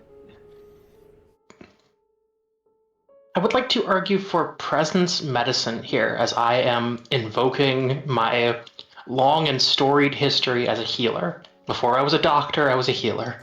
Yeah, I see. Especially for an assist, too. You're pointing out, in the practice of medicine, I am here specifically what I do. And actually, uniquely, you have a rank, but that's for the benefit of giving orders in a medical setting. You're really a doctor first and an officer second. Yep. That's why doctors can fold their hands and say, "No, Captain, I'm not doing it. I'm ordering you." Okay, cool. I'm a doctor. No. Now, whether they stay on that ship afterward, that's a different problem. I would like to give myself a focus in ethics. Through your long-livedness. Yeah. Yep. And why? Oh. And then I'll ask, obviously, does an ethics focus work here? No. Yeah, it does. Yeah. Cool. Hey, it hasn't happened yet, but it could happen where I spend the thing, and then she says no. Yeah. Hey, no comment. Well, no comp. All right. So, okay. I think I understand. If you're willing to parlay, I have other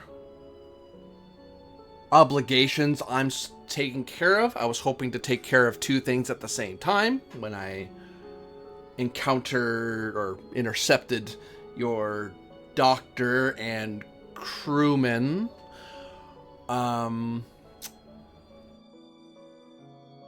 And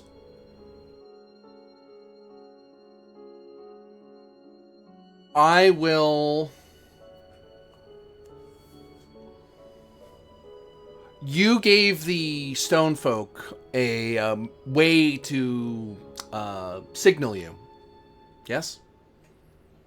Yes, and the promise that if they activate it, they can count on us to act in their defense or come to their aid as needed. I will contact them and then have them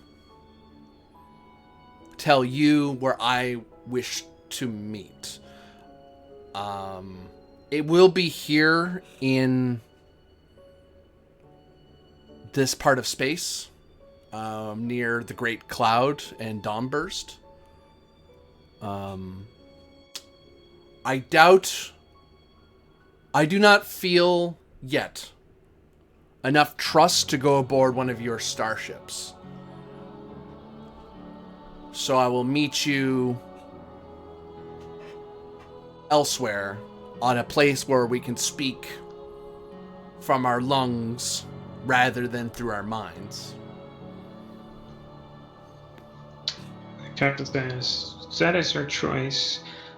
I've made a determination through our scans of you that your power is on a level which makes starships trivial. And if you have no violent intent towards us, then I would encourage you to come directly to us and meet us, since we couldn't possibly be a threat to you. But perhaps there's something I do not understand, because it seems like we're at your mercy rather than you ever being at ours. Technology has a funny way of surprising the unwary. The small can topple the large if the large is too arrogant. I choose not to underestimate your Starfleet. That is not a mistake I will ever repeat.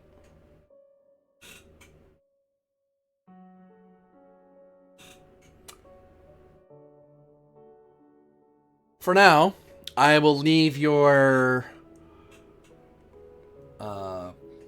crew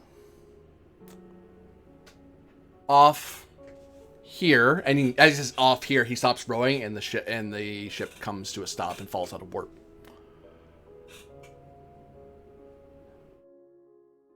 And you can come get them. I have to carry on where I'm going. If they're not going to be interrogated by me, then we'll simply have to postpone our meeting of understanding. We would take it as a great sign of trust and cooperation if you would bring them as close as to our ship as you are comfortable with, because this area of space is under siege by slavers who have attacked us unprovoked. Oh, 1 second. As Decker probably says, 1 second, he says.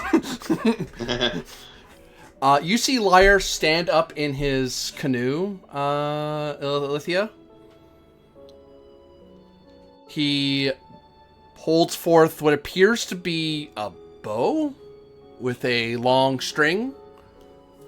He reaches to his back, and there's nothing there. There's no quiver or anything. And as he closes his hand, a bright white light of line appears, as if he's pulling out a strand of a sun. He puts it to the string. He aims it somewhat toward you and the crew, and starts. The captain will, the captain will attempt to interrupt, even if. Oh, I guess, is that the case? What's that? I have no. Is it the case that the captain is entirely unaware of the reason why like Decca's not describing or translating what's happening? I'll actually throw insight plus command difficulty 2 or insight / security. Because Decca, because Lyre isn't communicating to you what he's doing, but you might feel his emotions and go, wait, he feels like he's about to attack something. What is he attacking? I might want to figure out what this is before he does something.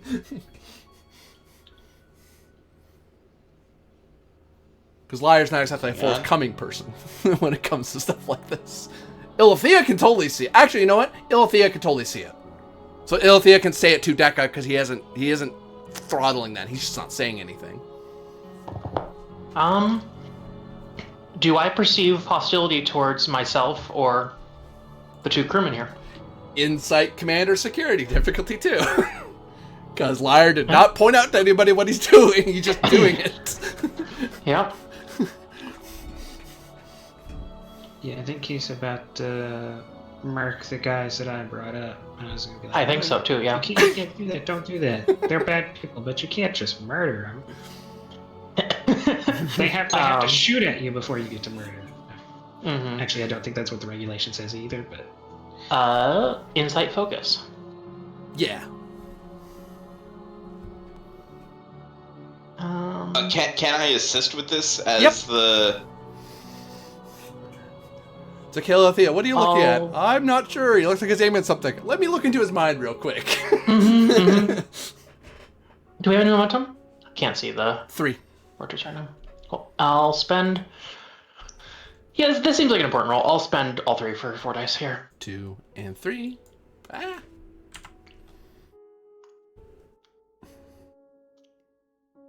Generated 3 back. High five. Right back. Yeah. You sense that he intends to cripple his opponent. And it's not you, it's something he sees behind you. Then, Lethia will not point anything out. She'll just lay like a calming hand across the two enlisted. Like, maybe you might want to duck a little. Yeah. Decca, because you assisted, you're aware of this. You're aware of the... Yeah. Of what's... Because you can sense Ilithia and Lyre through the connection. Yeah. I feel like with Decca, the shock like gets them for a moment, that delays them long enough to be like, but by the time they're like, oh, what is he's already shot the bow. And haha, he was lying. It's in the name. No, no, he lets loose the string of light, and you see it. It flashes with a bright light and vanishes. And then you see him stand there for a second, watching. He waits for a little bit. They'll be fine.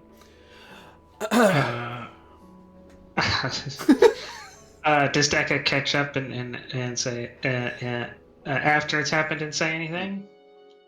Yes, yeah. Like eventually, Decca says, "Captain, this Lyre has appeared to have used some sort of psychokinetic attack on some unknown pursuer.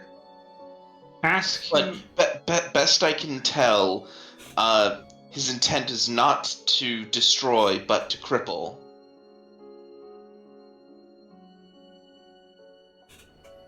Ask him if he can stop this. We don't fire first, and I don't want him on our account, because he has not been assailed, to do this.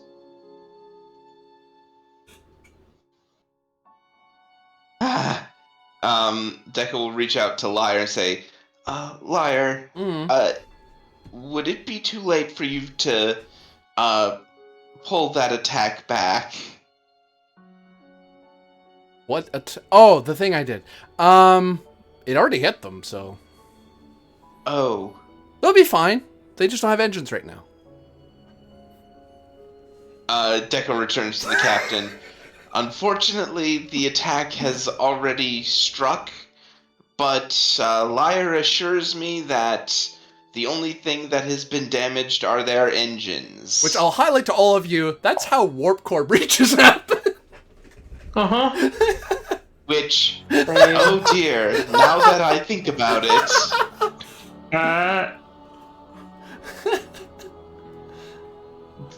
The captain will quickly leave and go to the bridge to try to see if I can save these people by jumping over there.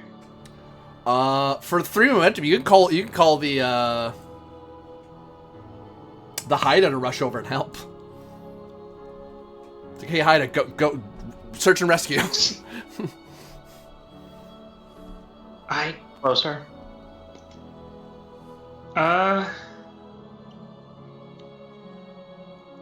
I don't know that Killick's willing to do that at this point yet, to have the Haida handle this alone, because I don't know that we know for certain that the slaver did get surprised. They might have just beat the Haida in a fair fight.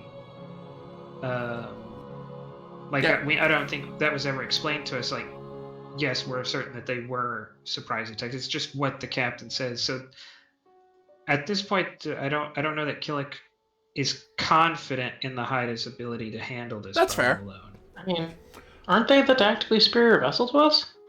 They could be poorly, like they could have a trait of being poorly commanded or something, or like. You can see their ship. You actually see their stats because they're a support vessel. The downside is that they don't have main characters. They only have support characters at best. Yeah,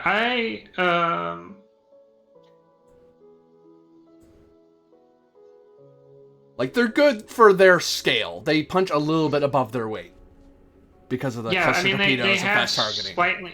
They have slightly more. They have slightly better weapon systems, but our security scale and resistance balance that out. Yeah. And it's that we've only had one. They have only been involved in one fight in this area of operations, and they lost it. So Killick, there may have been many variables at play, and Killick doesn't know those variables. Like, Yeah. did they actually get surprised? Is Raul actually not really prepared for this job?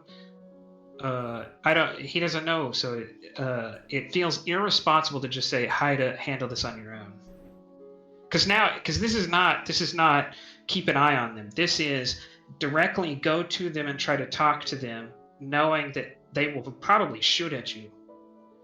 I will yet again call upon mission comes first. Isn't there's too many missions for me to understand what you're trying to get at. Well, your current mission objectives have to do with the sonic relay, determine where the signal's coming from, ascertain motives and intentions. You're going off of the current mission directives. Their mission directive is to do that thing. Yeah.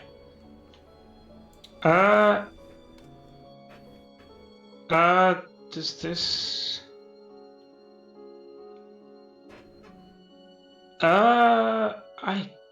I mean, it's not an explicit directive, but now we're trying to save people from dying in a warp core explosion.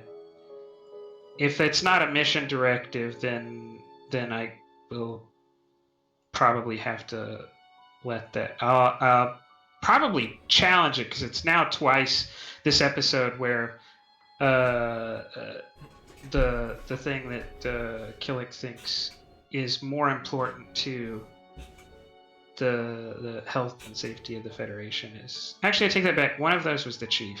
No, it was because it was the doctor. Yeah, it's twice now that the captain has come up to where like these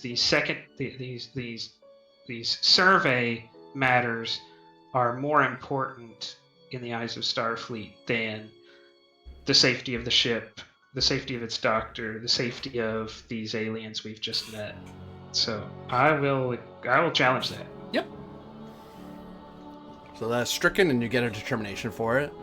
And it's also you're also, Captain Killick is running into the reality of Starfleet being, there's a reason why captains are given latitude to do things. Like, technically, would he get dinged for not doing the mission he was assigned to do? Sure. But he's saving lives, so we'd rather you save lives than listen to every little thing we tell you to do.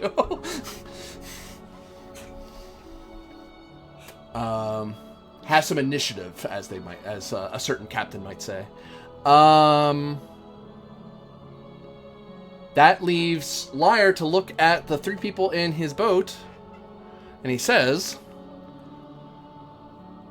the threat that will hunt you down is no longer here and shouldn't follow you. And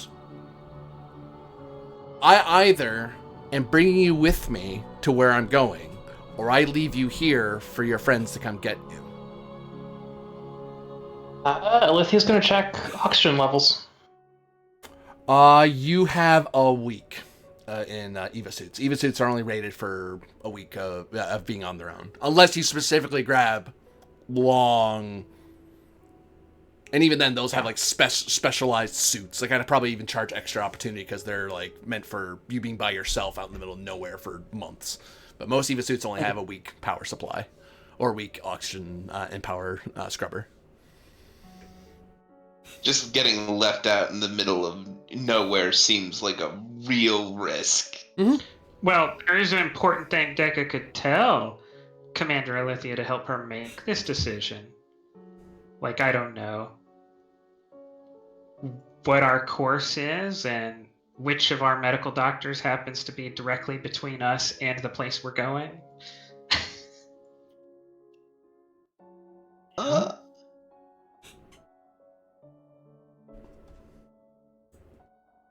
I mean, I guess I'm just a bit confused as to what information I'm relaying. The doctor is on our way to these other people. Oh. Because to give you an Okay, idea, they are... I don't know if that's true anymore. This is the current setup. Yeah, there.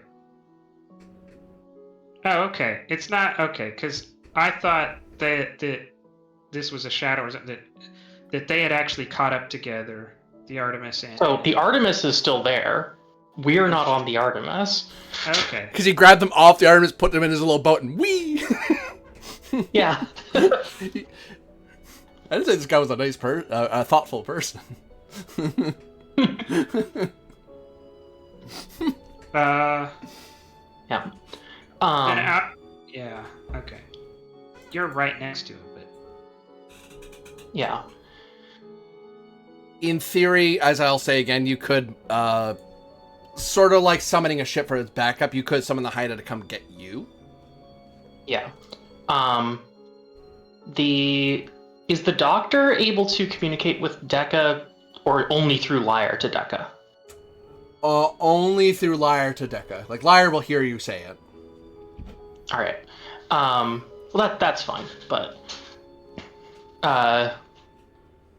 if our ship can reach us within a week, then we would be safe here. Well, as safe as one can be. Do some calculations, see if you can get to them in time. Well, I think you can. You guys are pretty fast. Yeah, you can get to. We moved from like here to here in like a couple hours. Well, you were here. You were in the sub. Yeah. I don't think you actually moved to subsector. getting to here would take you, like, getting to this subsector in general would take you 5 days. 5 Alright, that's cutting it a bit close.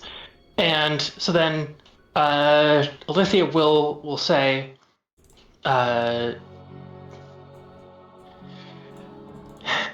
if Lieutenant Deca can get to us or can inform another ship to get to us within 2 days, I'd be comfortable to stay here. Otherwise, I would rather risk traveling with you. I think traveling with Lyre might be the better call. Besides, then that gives a further opportunity for the captain to actually meet Lyre and discuss further in person. The doctor does not know that the Haida is there, so theoretically, Deca could say that the Haida is fairly close. I mean, at the end of the day, Deca will relay all of this information to the captain, and the captain can make the final call. Because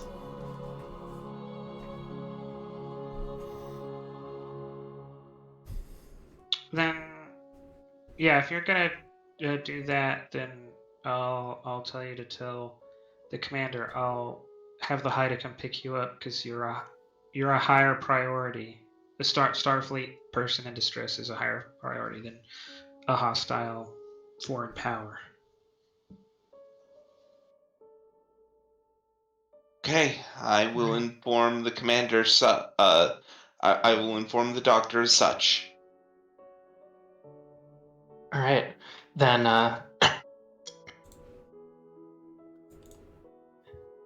As Lyre is leaving us here, the doctor will say, "I apologize for the rocky start to these conversations, and I hope we meet again." Wisdom is made from mistakes. As long as you survive them anyway. Okay, you can just roll off the boat. Just you can just hop over. You'll be fine. Yeah. Alithia will just roll off the boat into space. And I'm sure the other two are a little less enthused to do that.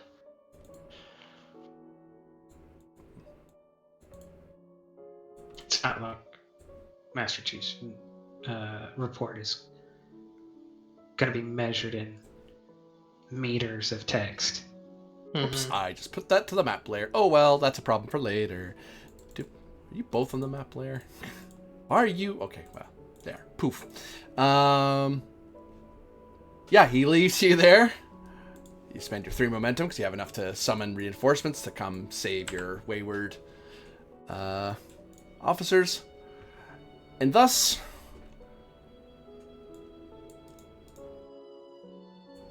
Lyre in a strange ship vanish. The Haida will, in a day's time, arrive at Alithia's position and rescue them. And next episode, we'll find out what the Bonaventure learns from the wrecked ship. Oh, he did kill him, didn't he? For everyone watching out there, thank you very much for watching. For those of you playing, thank you very much for playing. And we'll see you again next time. Bye. It went great. Well, this is not my fault. I take no responsibility. I in fact accept that it is several other people's fault. Yep. Including the one who shot them. Yeah. You might be hostile. You might be fighting around here and coming down to my planet with weapons.